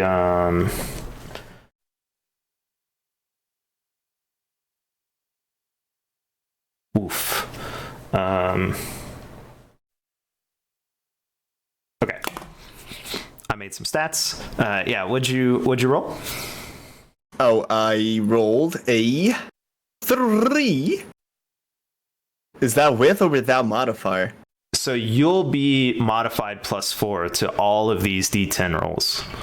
Okay, cool. So it's 3 + 4. You got a 7. I rolled a 3. Lemmy rolled a 3. You notice that Lemmy is incredibly nervous. It's hard to sweat in the cold frozen north. without, wearing a ton of stuff and being next to the fire, but Lemmy is actively sweating. He's constantly wiping, his forehead underneath his fur hat. He appears incredibly nervous. Yes, my first time. So let me enlighten you, other people from outside our commune, about one small thing. We do trade, as in you bring stuff that the commune needs and you take stuff that you need. That is, we do not do the whole imaginary value of currency. That is, ugh. Comrade Krill shudders at the thought. I had heard, oh dang, freaking Pierre is so strong. I had heard that it was odd in the area up here. Not sir, not that you are odd. No, I have not said that, but I did hear you had your own customs. I did not know. I have not brought, unless you want a hat, or I have a rag, and he holds up like this super sweat-soaked rag. No? Okay, and he like looks through his pockets and stuff like that, can't find anything. Perhaps information.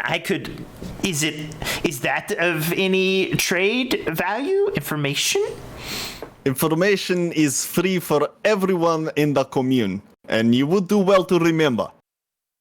Aha. We do not hold out information for personal gain. No, I would never. Also, okay, roll again, real quick. All right. It's a 2. Damn it. 2 with 4. It's a 6. It appears that Lemmy may be lying. Okay. His eyes are darting around. I don't necessarily have any information. No, I just brought it up. Is a question to learn more about you. Yes. Understood. Well, if you want to learn about us, ask away. Look at the time. And he like peers up into the sky, and like it's all gray and there's no sun, he's just like, look at the time. Is he actually wearing a wristwatch? No. I looked at my own watch, which doesn't exist, and then he looks up into the sky and he's like, let me gauge the time here. Yes, lots happening in town. Well, if you don't have anything available that I don't have, no, that's fine. Yes, nothing. Okay. I'll be taking my leave. Yes. Comrade Krill's just standing. I'm assuming that is he tall? Who's taller? Lemmy is like hunched over, relatively short, so probably closer to 5 foot, maybe. Okay. Yeah. But maybe a couple inches even shorter with the hunch. He's not a bag man, but he's wearing a bunch of fur and clothing so that he can stay warm, and profusely sweating. Okay. Yeah. All right. And Lemmy turns to leave. Okay. Well, Comrade Quirrell's just gonna tower over him and just let him leave without a word. He's gonna perk up one brow as if like pondering what the hell is this little man doing, and he's just gonna go back to labor because the collective needs it. Okay. Let me. You see him. Trudge. Look back trudge a little bit farther, look back, and as soon as it seems like he's completely safe, he just starts running, like running away as fast as he can to try and escape from you. Back towards Amstad, which you know is in that direction, down sort of through a valley. Okay. Well, Krill's just gonna turn towards another comrade, which was standing guard. Okay, sure, I'll play that. Fine. This is just gonna be a small little comment. So Comrade Krill is just gonna turn towards him and ask, "Do you think we have a bit of a reputation out there, like it's intimidating to these people?" Well, he seemed to want to try and trade something informationally. Maybe he had something and then didn't want it to give it for free, comrade. Damn capitalists.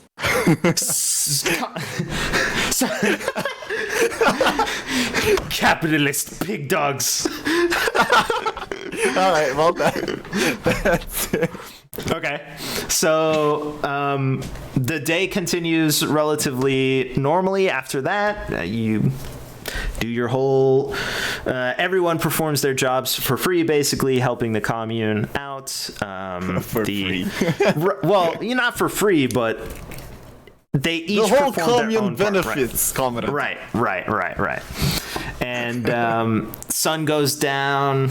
It's super starry. The clouds all vanish.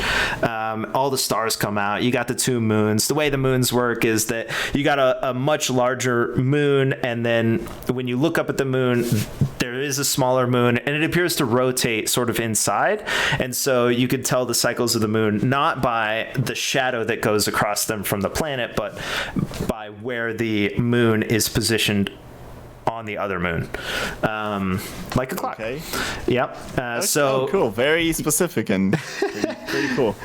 It appears that it's up in the sort of upper right hand. Well, it's a sphere in front of another sphere, so it's in the upper right hand area. It's spring. That's where spring is normally, and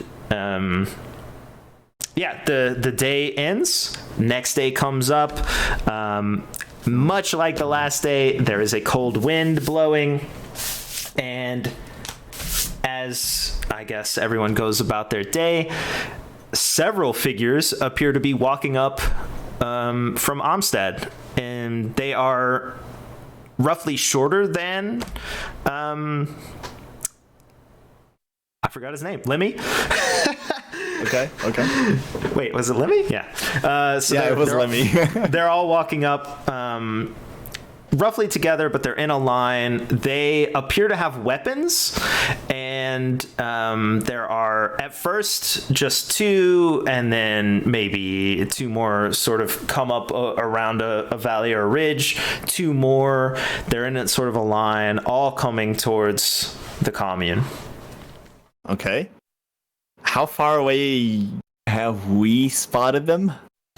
Well, the gate probably points towards this valley because it's the main point of egress and entrance and all that stuff to civilization. Amstad's probably the closest town, right? So you probably spot them pretty far off. When they're relatively small dots, you see one or two, and then once they are... I don't know.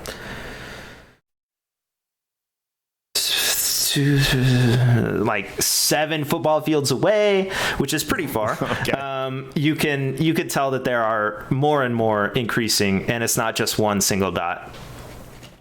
All right. Well,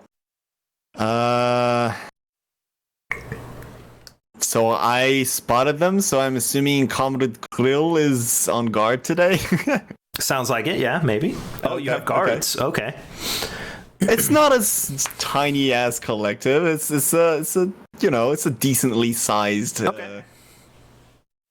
let's say village, part of a bigger collective that is further up north in the ice, I would say. Yeah, okay. All right, well, Comrade Krill is just not even gonna say another word. He's just doing his job. He sees a threat. He sounds the alarm, which cannot be like the electric alarm that goes. Actually, you can make that noise without electricity, I believe. Oh, really? Yeah, I think you use the horn and the like you spin the rotation with the handle or whatever, and it makes that noise. Is true. That is true. Yeah. There's the manual one. Yeah. It's not necessarily an electricity-based alarm. All right, fair enough. So he just goes to the alarm. He just cranks that just all the way. Just goes crazy. Everyone is hopping to it, grabbing whatever pitchfork, scythe, hammer, whatever other tools of labor they can muster up to fight the invaders. So you immediately go to invasion tactics. Okay. Well, of course. Fine. Yeah. All right, let me do. They gotta be ready. It might be a fight. It might not be a fight, but by God, we're gonna have our weapons on our hands. The figures start to get closer. They get closer and closer, obviously, and as they come up, there's snow blowing in front of them and stuff. They sort of come through the snow, and they appear to be shorter than your average human. I assume y'all are human? Yes. Okay. So they are roughly in the 3'8" region up to maybe the tallest one being 5 foot. They've all got heavy beards, every single one of them. They're wearing a bunch of fur. There's metal woven into all the fur. Like I said, there are weapons, axes, hammers, things like that. Okay. Lots of red beards, lots of, brown hair kind of everywhere sticking out. And they got, as they get closer and closer, they see, obviously, a bunch of people standing at the gate, right? Yes, well, and in the guard towers as well, all the fortifications, basically. Okay. Oh, fortifications. Okay, interesting. So once the first one gets close enough to recognize the crowd, that person stops, waits, more and more join. They get up to 12, 15. The crowd is growing far enough away that you wouldn't be a threat to them, and they can amass their troops, as it looks like. And then together they come up in a large gaggle, and one of them steps forward. Oh gosh, I don't know if I could do this. Scottish accent? Yeah, that's what I was gonna. Oi! Oi! We're here! Yeah. We're here. That's it, okay. Yeah, just oi, we're here! They don't have very good discussion. Yeah. Okay, well, Comrade Krill is not the only one that speaks, since everyone has the same rights and responsibilities. So this time is going to be Comrade Kalashnikov. Oh no. So he's in the other side of the gate. Well, not the other side of the gate, but he's atop one of the smaller guard towers. That is basically just an elevated position behind the fortifications. And he's just gonna scream back. All right, but no, that's Scott. Wait, hold up. All right. God damn it, it's too strong. I forgot how to do the Russian accent. Yeah, I thought about Scottish how I should be doing it. Yeah. Yes. I'm just gonna talk normal for now. All right, cool. Yeah. I don't know if I can. I really want to do a Scottish accent now. Yeah, let's swap roles. That's fine. I'll play your house and you do these guys. And so you are. What are you doing here? What is the meaning of all this? We've come for the mines. For your mines, not from the mines. It's a common misconception. We're here for the mines. For our iron mines. You want our iron mines since you don't have any iron mines. Is that correct?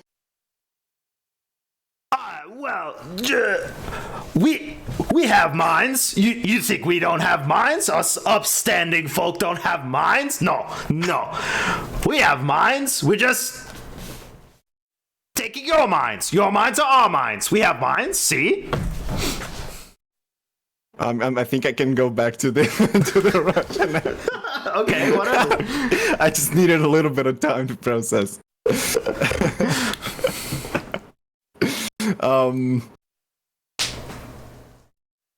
Never mind. I thought about Scottish. Let me just do it. Bail.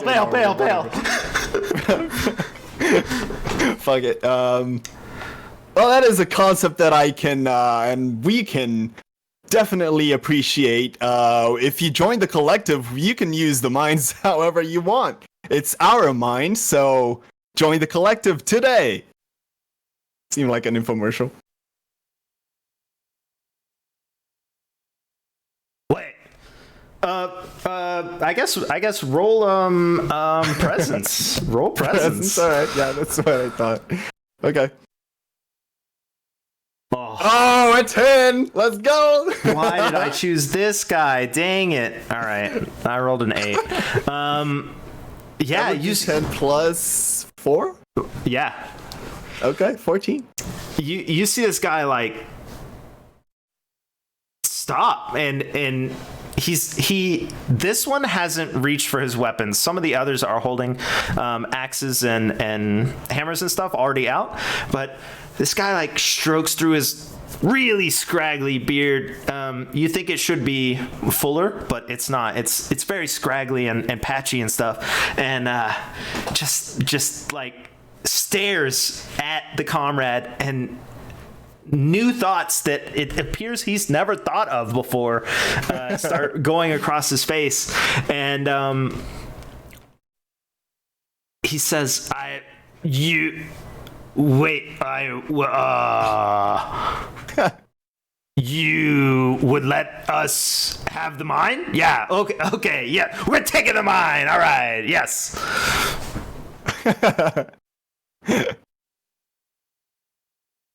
And he's gonna like, I guess, move to like he's gonna wave back to the other people, and they're going to go not through, I don't know where the mine is actually, but we'll assume that it has other places to get to it than just inside the commune. So they're gonna like head around the wall, or he's gonna motion that they start heading around the wall towards the mines. Oh, okay. So before they walk too far or walk a few paces, Comrade Gorbachev. Okay.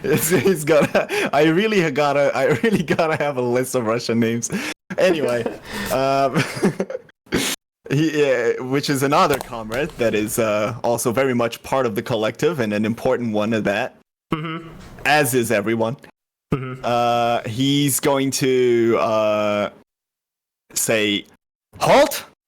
However, you do have to understand that all of the iron mined in the mine is to be distributed equally to everyone that needs it and everyone that is, that requires it in any way at all. And that includes you, us, and everyone that might be in the collective. The person you're speaking to, who is so far unnamed, stands there again. New thoughts that he's never thought of before are going past in his brain, but it's clear that the way the others stop and turn around, they understand what's going to happen. One of the smarter individuals, because the first one's really dumb, one of the smarter individuals turns and steps forward next to dumb guy. I don't know why they let him speak, but whatever. And and they say, we need to be working out a trade system for our mine. You know, now that we have the mine, it's important that we have a something on the books where, you know, you pay us, we craft the finest woven silver and implements and iron. Hopefully we find silver. I don't know if you found any silver in there yet, but we got a pretty good sniffer. Anyway, we'll be finding your iron and silver, and we'll be designing implements with it that you can then purchase. Cat. Yep. That is one great misconception there. We do not use the currency, any currency. You would be able to trade the iron to anyone, really. It's just for anything but money. Oh, strong arm. I see. You're trying to strong arm our system. Trying to get our labor. I see. And all of the others sort of shift their weapons forward. It seems like they are ready to fight. Let's see here. Do you wanna try and let's have a brilliance roll, I guess? Okay. Please. Oh, shoot. Oh, I rolled a 1.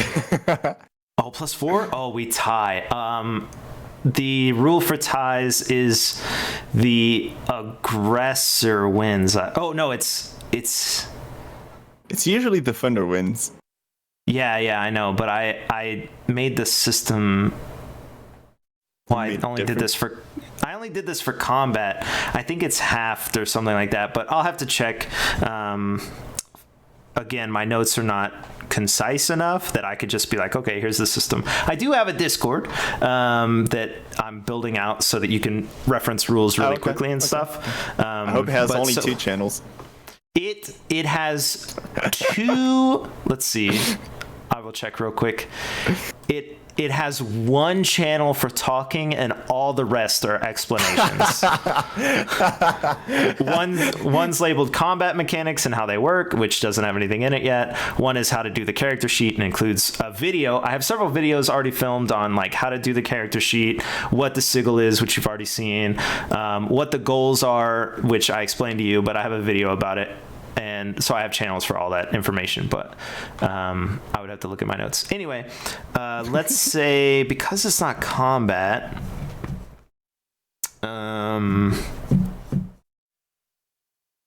well, your people, some of them are trained fighters, right? Well, yeah, sure. I would assume so. I mean, yeah, okay. These people in front of you are holding weapons, hammers, axes, like I said. There is one sword, but that guy sort of stands off to the side. But it doesn't look like they're holding them in stances that make sense for trained fighters. So because you are a commune and sort of everyone can build upon everyone's knowledge, I would assume that everyone has had some sort of a little bit of combat training just for safety purposes. These people don't appear to be holding their weapons correctly. They got no stances. There's no organization, right? If you had to guess, you would say that they are not trained in their weapons. But they are going to menace in front of you. The smarter one says, "Hey, boys, come here." And they start to move forward all together in several rows that are mismatched. Nobody's got enough room to actually swing their weapon, but they're doing that thing that bullies do where they like show their weapon and beat it against their hand and stuff. And they're all like making noises and growling and stuff. Okay. What's gonna happen is we're gonna come in and we're gonna sell you. What do you need? Tools? Some of you, I could make that pitchfork better than that. I could, you call that an axe? I could make that axe twice as good. And then we're gonna sell them to you. Oi, bruv. And yeah, it's we are mostly using hammers and sickles as weapons. Oh, okay. I apologize. Sure. No problem. Sickles. Oh, you sickle. I was confused. I thought that sickle was an axe. I can make that way better. Well, the offer still stands. You can join the collective. You will never have anything left. Well, you'll never have anything that you need unfulfilled, and you'll be mining away just like you always wanted. Oof. Is it labor you need? Labor we have. Oh, you. Well, I guess we hate to do this to you or whatever. Charge! And this guy screams charge, and all these people sort of move forward at the gate. Ragtag bunch, like absolutely mismatched, but they're going to try and fight. So they're going to attempt to close the distance between them and you. Combat rounds are movement 60 yards in 3 seconds. So, all right. And as long as you're moving towards, you also can attack. So I would assume that in order to speak, they were close enough. So let's say, I guess we don't have to play out the entire combat, but we can roll like them against you because your stats are all basically the same. And sure. These people are relatively normal. I did make a couple stats just for them, but I'm just going to use the first one. And they are going to take these random implements that they have, which are weapons, but they're not holding very well, and they're going to attack the commune. And I'm going to roll that real quick, and you'll roll, I guess, grit against their physical attack. So the scenario is we have some rudimentary walls, a gate that is closed. Oh, the gate's closed. Okay. Perched. Yeah, and some people perched up the walls, but they don't have ranged weapons or anything, so they can't even fire back. They could throw stones, I guess, or snowballs. Well, these people then are going to attack the gate and just start slamming on it. It's not hard to hit a stationary object, so they are going to start hacking away at the gate. Okay. Well, Comrade Krill and the others are gonna throw stones at them. The biggest they can find, which isn't that big since, Okay. It's a bit of a farmland out there.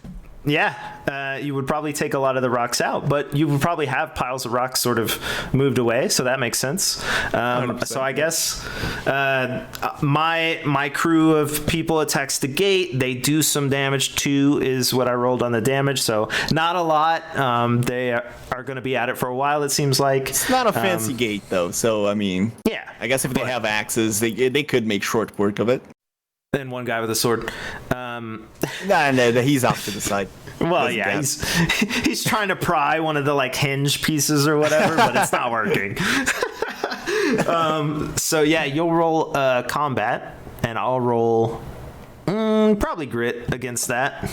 Yeah, makes sense. Oof. Oh, we rolled a 9. 9. Dang, close. 7. So which is 13. Should I say just the roll, or should I just sum the modifier? You can sum it if you want. I understand, and often, the way it works out in other games. I'm gonna tell you with the modifier then. Okay, cool. My modified is 7. So you definitely hit. I mean, it's not hard. They're just all underneath you. So then you'll roll d6 for damage. Okay. That is a 2. All right. Also a 2. Perfect. So you're pelting these people, and they're screaming, smashing against the thing, trying to be impressive, yelling, trying to get to the gate. So they're gonna attack the gate again. Again, not hard to hit the gate. And now that they're all sort of arrayed in front of it, 6 points of damage into the gate. I can assume the gate's probably at maybe a 12 damage kind of thing, so they would be hacking it sort of into pieces, right? In front of you. And you've hit some of them with rocks. You know, maybe one of them has fallen down holding their head, but they're just trying to get through the gate. Okay, well, I guess we're just gonna keep pelting them with stone. Yeah. Alright, I'm gonna roll combat. Oh, 10. Well, unmodified. Dang it. Which is 14 modified. I got a 10. Dang it, modified. So, jeez. All right. Well, yeah. Roll damage. 6 d6. You can also use your. I rolled the 1. Oh, no, you can't. Never mind. Okay, so 1. All right. Perfect. They're gonna attack the gate again. 2 damage, please. They're able to peek through. They're screaming. You know, there's a hand reaching through the gate, trying to figure out if anything's on the other side. You know, latching it shut, but they're still hacking at it, banging on it. Sword guy has attempted to start stabbing through little holes, trying to get anybody who might be back there. Obviously, no one's standing there. So, if you're on the other side of the gate, you just see this sword go like shink, shink, shink, shink through all these random holes. Okay. So they haven't destroyed the gate yet. No, they are at. It's very rickety looking, but they are still trapped on the other side. You think they would be able to get through probably next turn, it looks like. Okay. Hopefully. This is basically a bum fight. Yeah, exactly.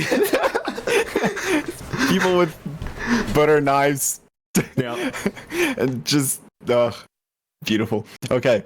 Well, I see no reason to stop. I'm just gonna keep throwing stones. All right. While I can. Please, I rolled please. An 8 modified. Dang it. Okay, you hit him again. And of course, It wouldn't be that difficult because they're all in one place right in front of you, below you. I rolled a 2 for damage.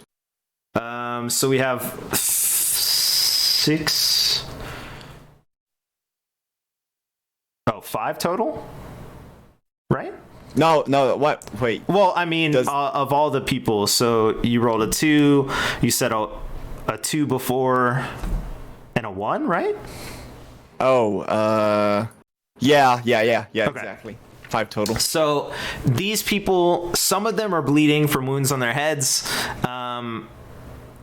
Some of them maybe have been hit maybe in their hands, so they've swapped hands with their weapons. Some of them are wounded, but you're not doing a ton of damage to them, mostly because you're just throwing rocks randomly.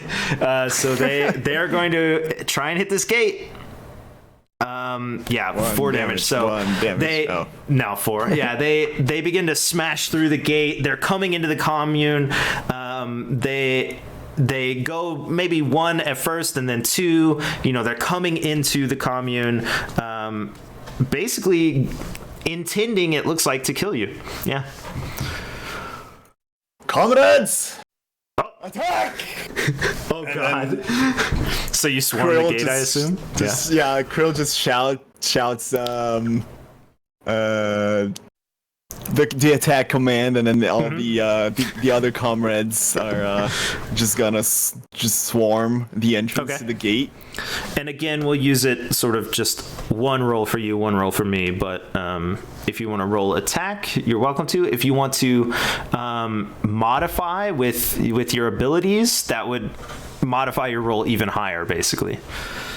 Okay. It doesn't seem like you need to, but you can if you want. I'm gonna test the waters first. Okay. I'm not gonna modify using any abilities. So I'm just gonna roll. Just gonna roll attack. Raw. Okay. I rolled a 9 unmodified. Actually, a 9 modified. Okay. That's cool. I've got 3 modified.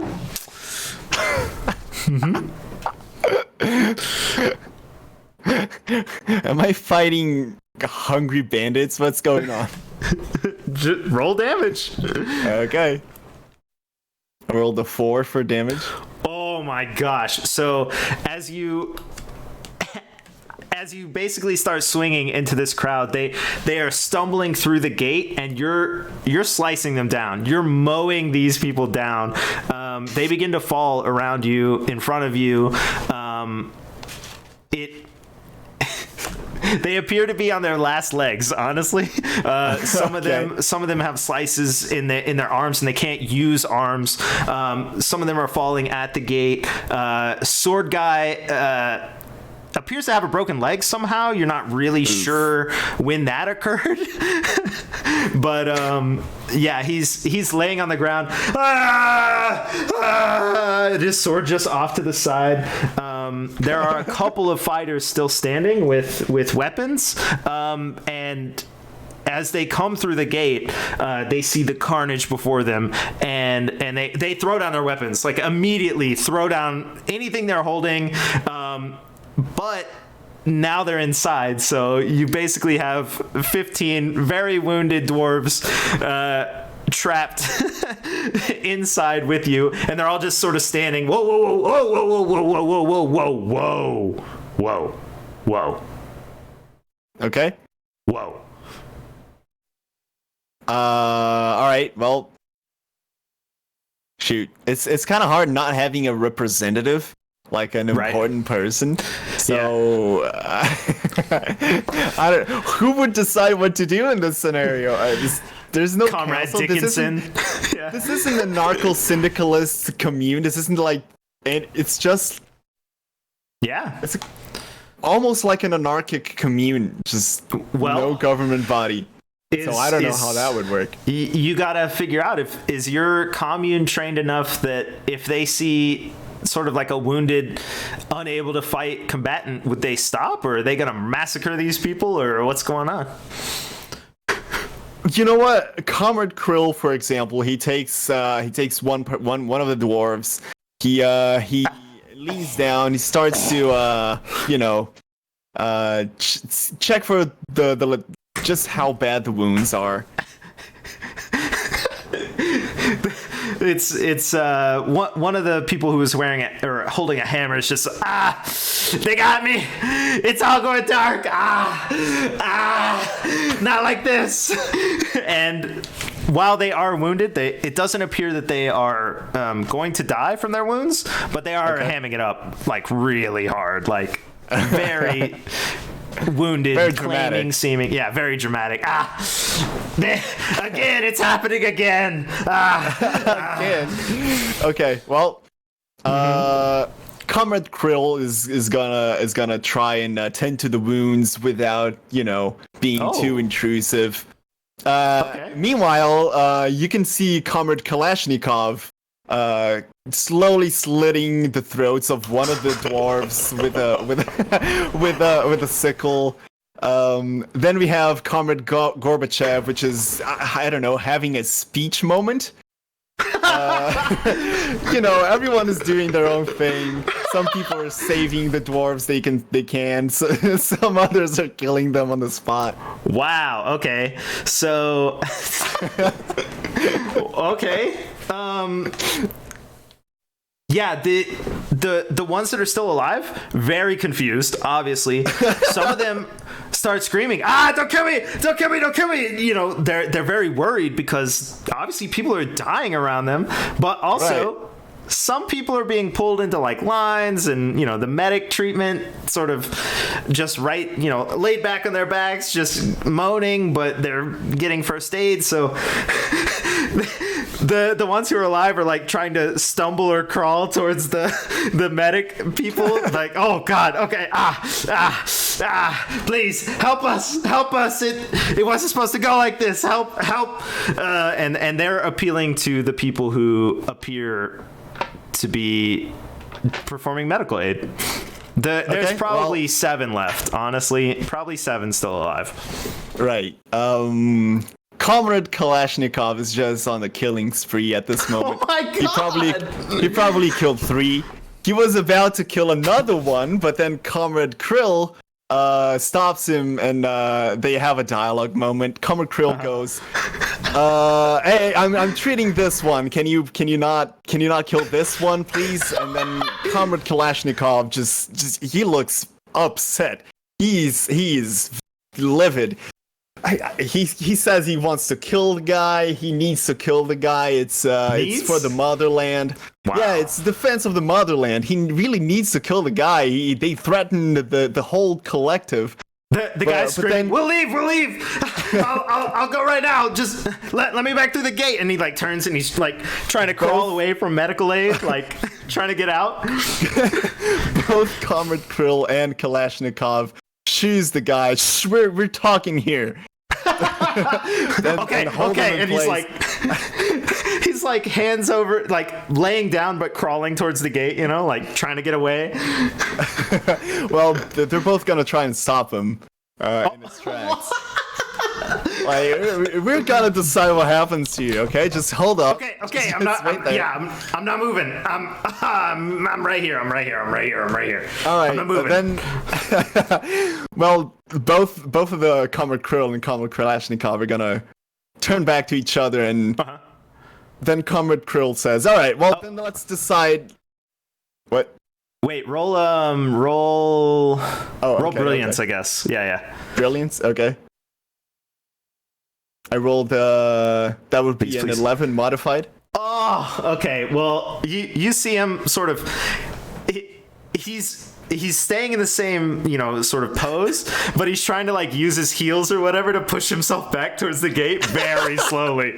Very slowly, just trying to move so slow. And then every time you look, he's like, oh, my legs. Oh, I can't move. But you notice he's trying to move. All right. Well, Kalashnikov is just gonna step on his arm. Okay, I'm here. Okay. And he doesn't move. He pretends to be dead for the rest of the thing. Well, Krill's just gonna shrug and he's gonna tell Kalashnikov, "Alright, well then shall we settle this the way the motherland intended?" And then the Comrade Kalashnikov turns towards him and, "Okay, fine." And then he makes a fist and puts it on top of his head. And then Comrade Krill on top of his head, above his head. And then Comrade Krill does the same. And then they go like sickle, hammer, pitch, fork.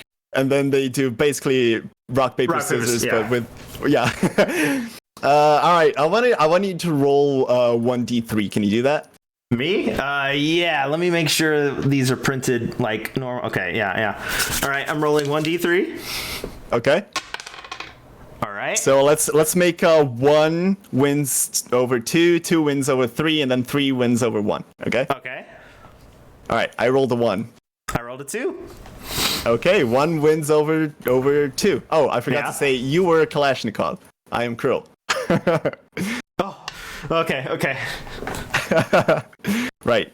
So Kalashnikov looks pissed. He kicks the ground.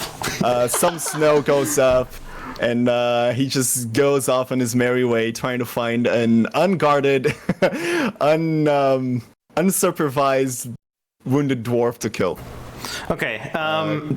Do you think you would have 4 people trying to do medical aid besides the guy you just saved? Sure. Okay, Let's say that he rounded up 4 dwarves to heal, and Kalashnikov wanted to kill one of them. Yeah, well, I would say there's probably 5, including the one you just saved. Right, but then it's 3 with Krill, 1 with well, actually 4 with Krill, but 1 was about to be killed by Kalashnikov, and then the other one that's still hearing Gorbachev's speech. Oh God! He's giving the speech to the injured dwarves? Yes, exactly. Yeah. Okay, there's a guy on the ground in front of him, like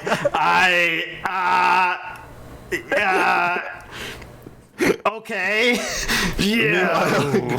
Comrade Gorbachev he's just like going on about the wonders of the collective and how everything needs to be shared and the ideals of the motherland and blah blah blah. Yeah, roll presence for that then. Sure. Please, right, here we go. Please. Oh, I rolled a 5 modified. So I rolled which is a 1, by the way. I don't know if you do the whole critical fail rule. No. Okay. I rolled an 8, but so this dwarf on the ground does not believe what Gorbachev is saying at all. Like, not at all. But he's like, I'll join. Okay, I'm one of you guys. Okay, yes. Please stop talking. Well, Comrade Gorbachev stops his speech, then reaches down with his hand open as if to like help him up, right? And I don't know how injured the guy is. The dwarf probably has let's see, you said sickles and hammers, right? Well, yeah, we have sickles and hammers. Okay, yeah. One of his left arm's probably like hanging limp at his side, and he's bleeding. But he's gonna do the right arm grasp up towards the wrist, so like over the wrist on each side, right. And grasp Gorbachev's arm. I really need to find other names. and he sort of looks around and he says, "Comrade, I guess," and grasps the arm. Ah, yes, comrade. Gorbachev answers, and let's get you patched up, shall we? Yes. Okay. Yes, I'm joining. Apparently. Henceforth, you shall be Comrade Pavlovich. Oh, I don't keep my name. I have a name. It's we Johnson. can call you Comrade Pavlov for short. Pavlov. We shall train you to be a perfect comrade. Petey. I could go by Petey, maybe. I had a neighbor named Petey back in the old mine. Maybe Pete. That's fine. You can be Petey out there and have your arm be bleeding, or you can be Pavlov here and Commander Pavlov reporting for Comrade, not Commander. Yeah. Comrade, I apologize. It's a new system to me. It's a Comrade. You shall be instructed. Pavlov, that's me. Okay, so that guy, I guess, goes to get medical attention. You got the 4 over there. One that's been saved by... The other comrades are, like, around doing stuff as well. I just got these 3, I don't know. I need some control over the narrative. Yeah. So, we've got a bunch of dead dwarf bodies, and then, these 4 dwarves, and we'll go with 3 of them sort of slip into unconsciousness after their battle and their wounds and the pain and stuff like that. You've got 1 dwarf probably still conscious, the one you saved, and that one says, I'm so sorry. Help us. Please help us. There was an uprising in the mine about what we should focus on. We thought that the market would be better for axes, hammers, implements of war. They wanted to make fine jewelry. It's not really our thing. We thought we could work it out. It didn't work. Anyway, help us. Please help us. Please. Well, anything for a comrade.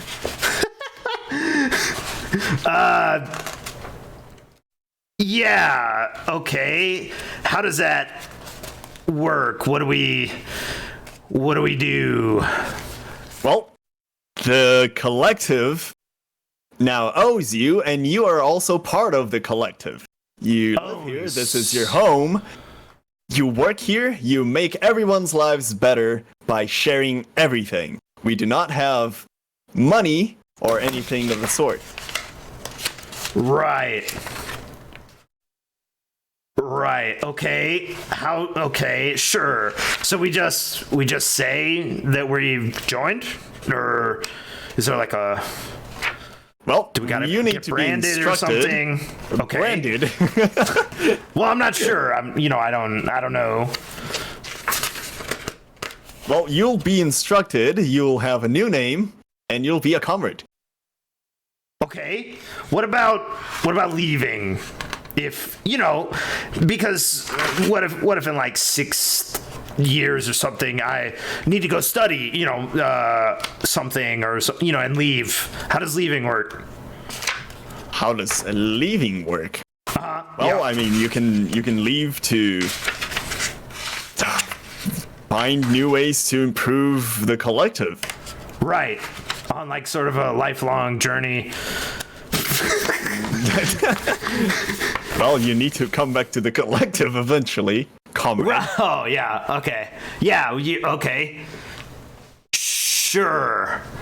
Oh, okay. And if you unfortunately, leave I and you can't come speak back for... without anything to contribute, What? then you're not welcome. Wow, I don't know about this commune. I was on board at first, but I don't know. Anyway, he says, they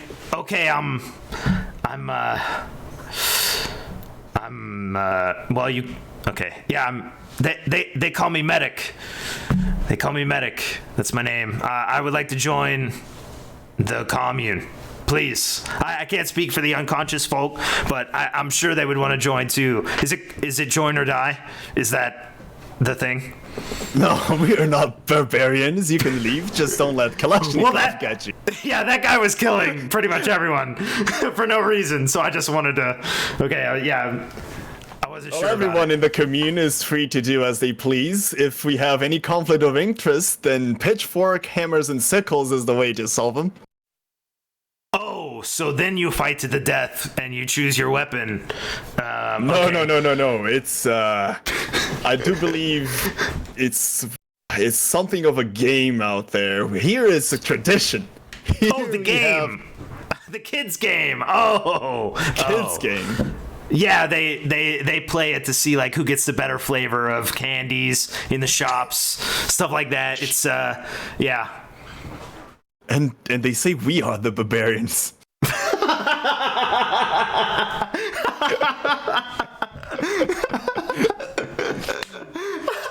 Well then, okay. Comrade Vitalovich, welcome. Is that me? I'm Medic. Yep. Comrade Medic. No, Comrade Vitalovich. Okay, say it again. It's Comrade Vitalovich. Okay, yeah, Vidovich, that's me. Vidovich, okay, Comrade Vidovich. Vidovich. I guess I'm joining up. I'm sorry that this all happened. Now that we're comrades, I didn't mean for any of this to happen, and we talked to Limmy, and it seemed like this was gonna be an easy sort of takeover. So I apologize. All in the past. We only remember our glorious past. I don't think any of that was really glorious on our side, Wow. Okay. Yeah, I'm Comrade Vidovich reporting, I guess, for duty.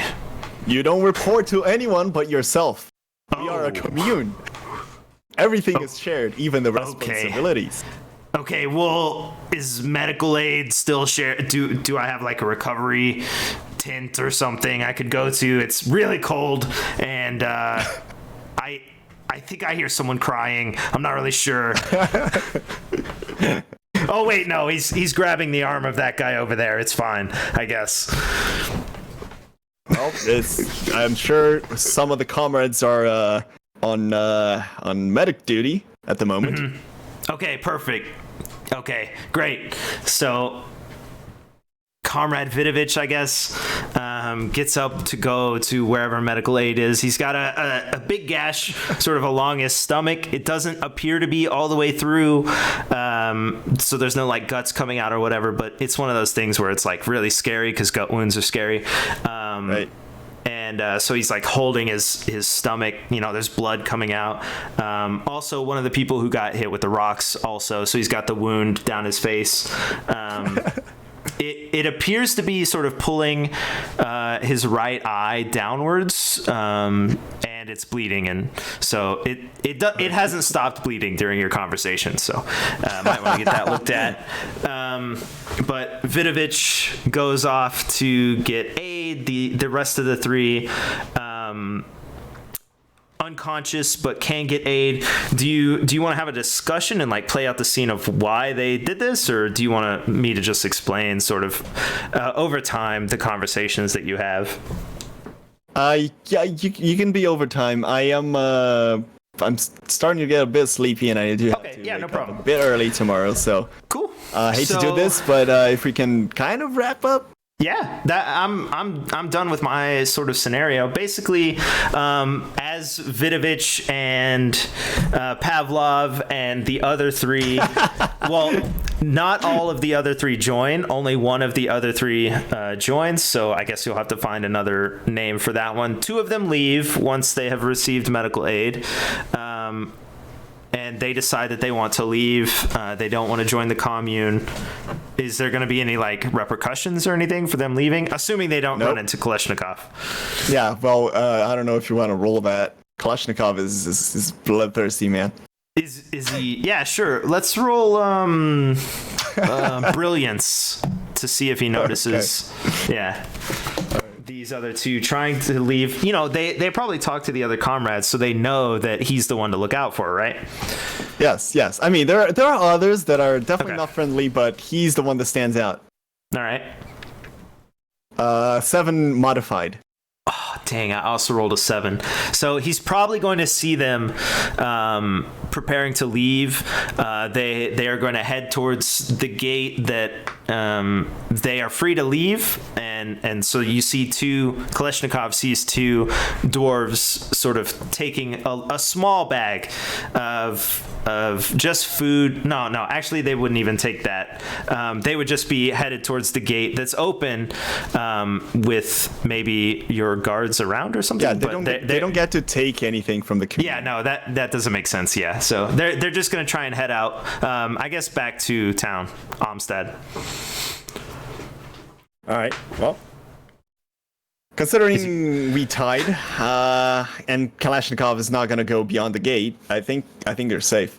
Okay, cool. They see him and they start running, like absolutely running down this hill. One of them falls, classic. They start limping, but they're still trying to get away, covered in snow, and they run back to town to tell the tale of... Kalashnikov just throws a couple of rocks, but they don't reach. They're already too far. Yeah. And Kalashnikov wonders if he can make a rock go really far and really fast. He ponders for a second, but then he just drops it. Gunpowder does make sense in this existence. So cannons, stuff like that. You could definitely whip out maybe a rapid fire cannon or something if you wanted to steampunk it up. Infancy.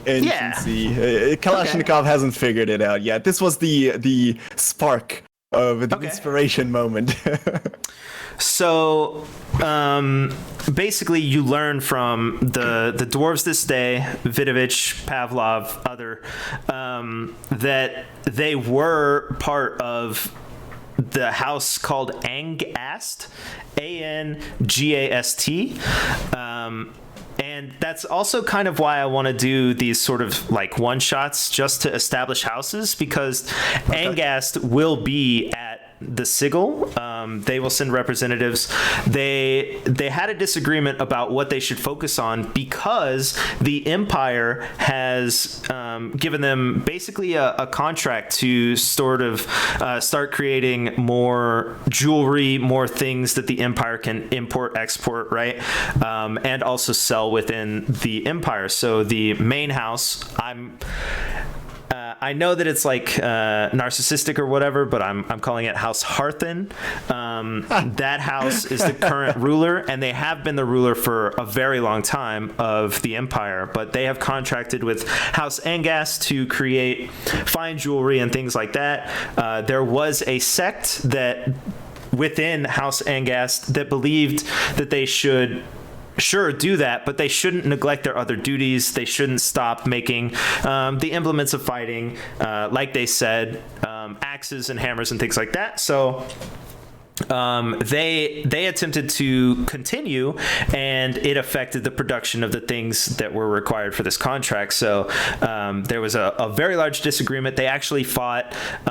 Some of them did die within the house during this disagreement, and then the ones that were the ones you fought basically had been the disagreeers, the dissenters. They left in order to find a new location so that they could sort of reform their own house in another area and begin to basically compete with House Angast for production of metal items, goods, things like that. So within your house, you now have 3 dwarves who are exceptional at making iron tools.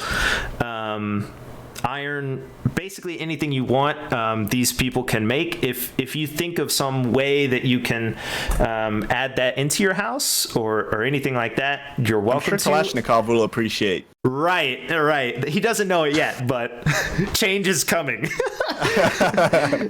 And then these dwarves would, in theory, also get the red star eventually, assuming you believed them and everything. So you could 100%. If they're in the commune, they get the star. It doesn't matter. Okay. So when you use it, potentially dwarves might pop out instead. Yep. But yeah, so that's what they're good at. That's why they left.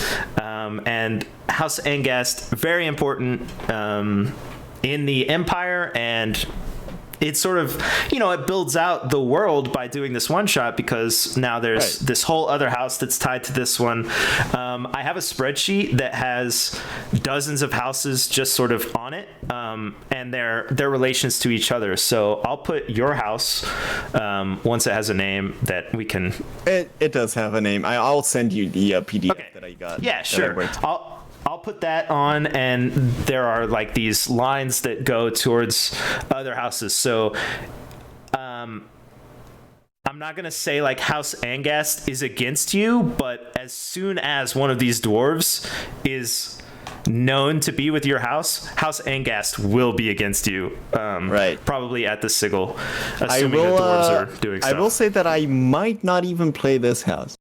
The one I created. That's fine. Yeah, no, that's no problem. Yeah, if I get a better idea. You can definitely make something else. But this house and that house will definitely be, not enemies, because your house probably doesn't care, right? But House Angast will be against you. They're isolationists. So. Yeah.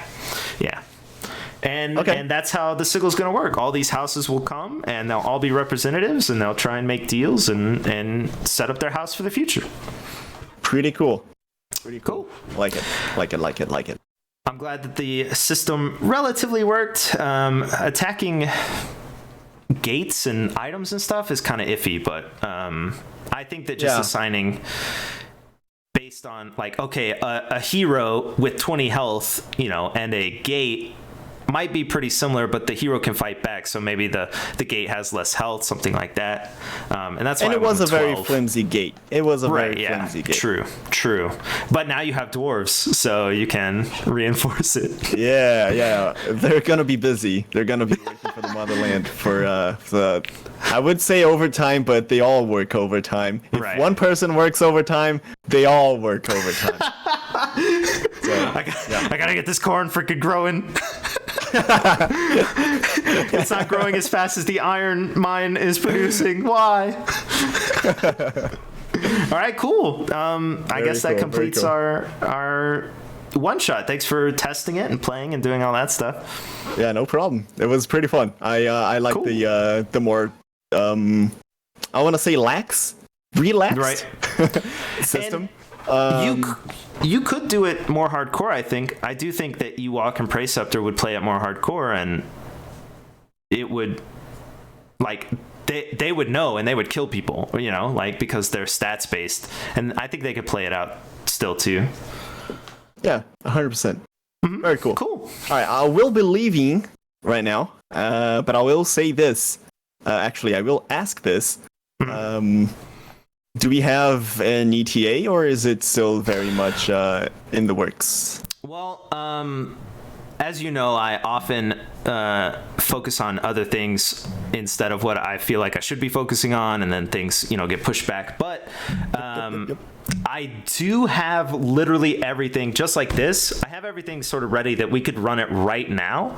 But when I referenced the sheet, I was like, oh, well, I don't have abilities for these people yet.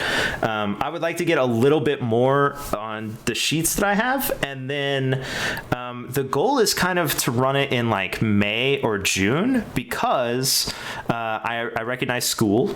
I don't know if that affects you, though, because you're in the Southern Hemisphere. I don't know if you'd be in school at that point. I would just during the mornings, though. Actually, I might not know that. I might have anyway, whatever. Right. It might be a fee. So there is someone that is in school and studying and all that stuff. Ashley, though, has been hanging out in the channel and stuff, and I was like, hey, do you want to play? And she was like, well, I don't really think I could do that until school's out. And I am trying to bring people who don't necessarily know how to play D&D, or do know how to play, male, female, any sort of identity, like, get a really diverse group. So I think that would be really cool to have all those different people play. I could have I could have had a comrade, like a woman as a comrade. My representation quota hasn't been achieved. God damn it. Yeah, well, I was going to make one of the bearded dwarves a woman, but their gender doesn't really matter, and that's a joke that someone else has already made, and I was just going to play into it, but yeah, so I didn't. Okay, well, the commune, they're all men, and they're special humans that can reproduce between themselves. There we go. Okay, interesting. I'm just kidding. Not actual lore. What? But it could be. Not canon, but maybe. But maybe, if it's interesting enough. Anyway, I don't know. Well, you decide. Ewok does work for a school. It does seem like he's more chill when school's out. So that's why I was shooting for maybe May, June to start. And then the idea was once every week for 6 weeks, because the sigil will run, it's supposed to run 3 days, but there is a mystery component to it. So I figure splitting those days up into sections makes sense, so that we can and try and work through the mystery, basically. So 6 weeks is my goal, and being able to tell people, like, here's when it'll start, here's the time frame, here's all that stuff, do you think you can come play, makes it easier for them to be like, oh no, I can't do that, and then we don't have necessarily people dropping in and dropping out all the time, right? Even though they can. Makes sense. Right. Cool. Very, very cool. Sick. Thanks. Well, thank you for having me, and we'll talk later. Definitely. Bye-bye. See you later. Bye. Bye.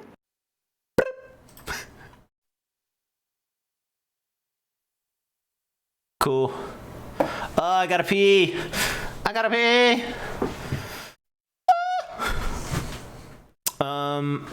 Just to go and look at my, wait, where is it? My setup real quick for the Discord. Like I said, setting it all up. Voice channels would be gaming and stream, and then I would invite people who want to play, want to make a house, want to do all that stuff. You don't necessarily have to, and I haven't started inviting people yet, but because I want to have it all ready so that you can just join, watch the videos, or read, whichever you choose to do, and then go through it in order to create your house, play the game with us, whatever. So discussion would just be discussion of whatever, and then all the rest would be why I made this, which I talked about is this video. This is a video for the sigil, which I have released. If you want to see it, I will send it to you. This is how to run through the character sheet in text and also by by video, and then I'll have combat mechanics. Basically, it didn't come into effect really, but 60 feet, 20 yards per 3 seconds of round. Each person that's involved rolling against each other like that. And that's what I will make, and that's what I will release, and hopefully you'll come play, and it'll be a lot of fun. And I gotta pee. So, I will see you later. Have a wonderful whatever. Deuces. Thanks for chilling also. Bye.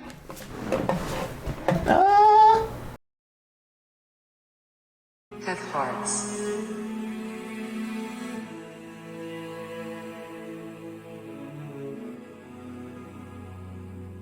Have hearts.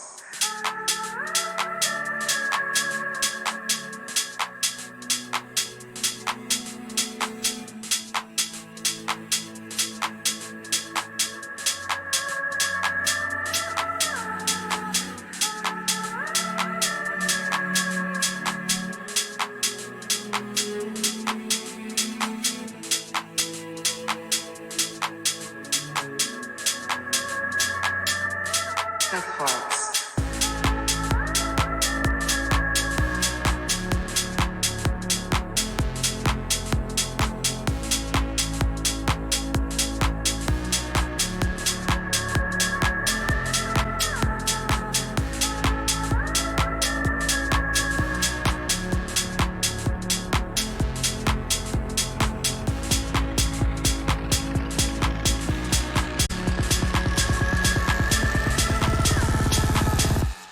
Have hearts.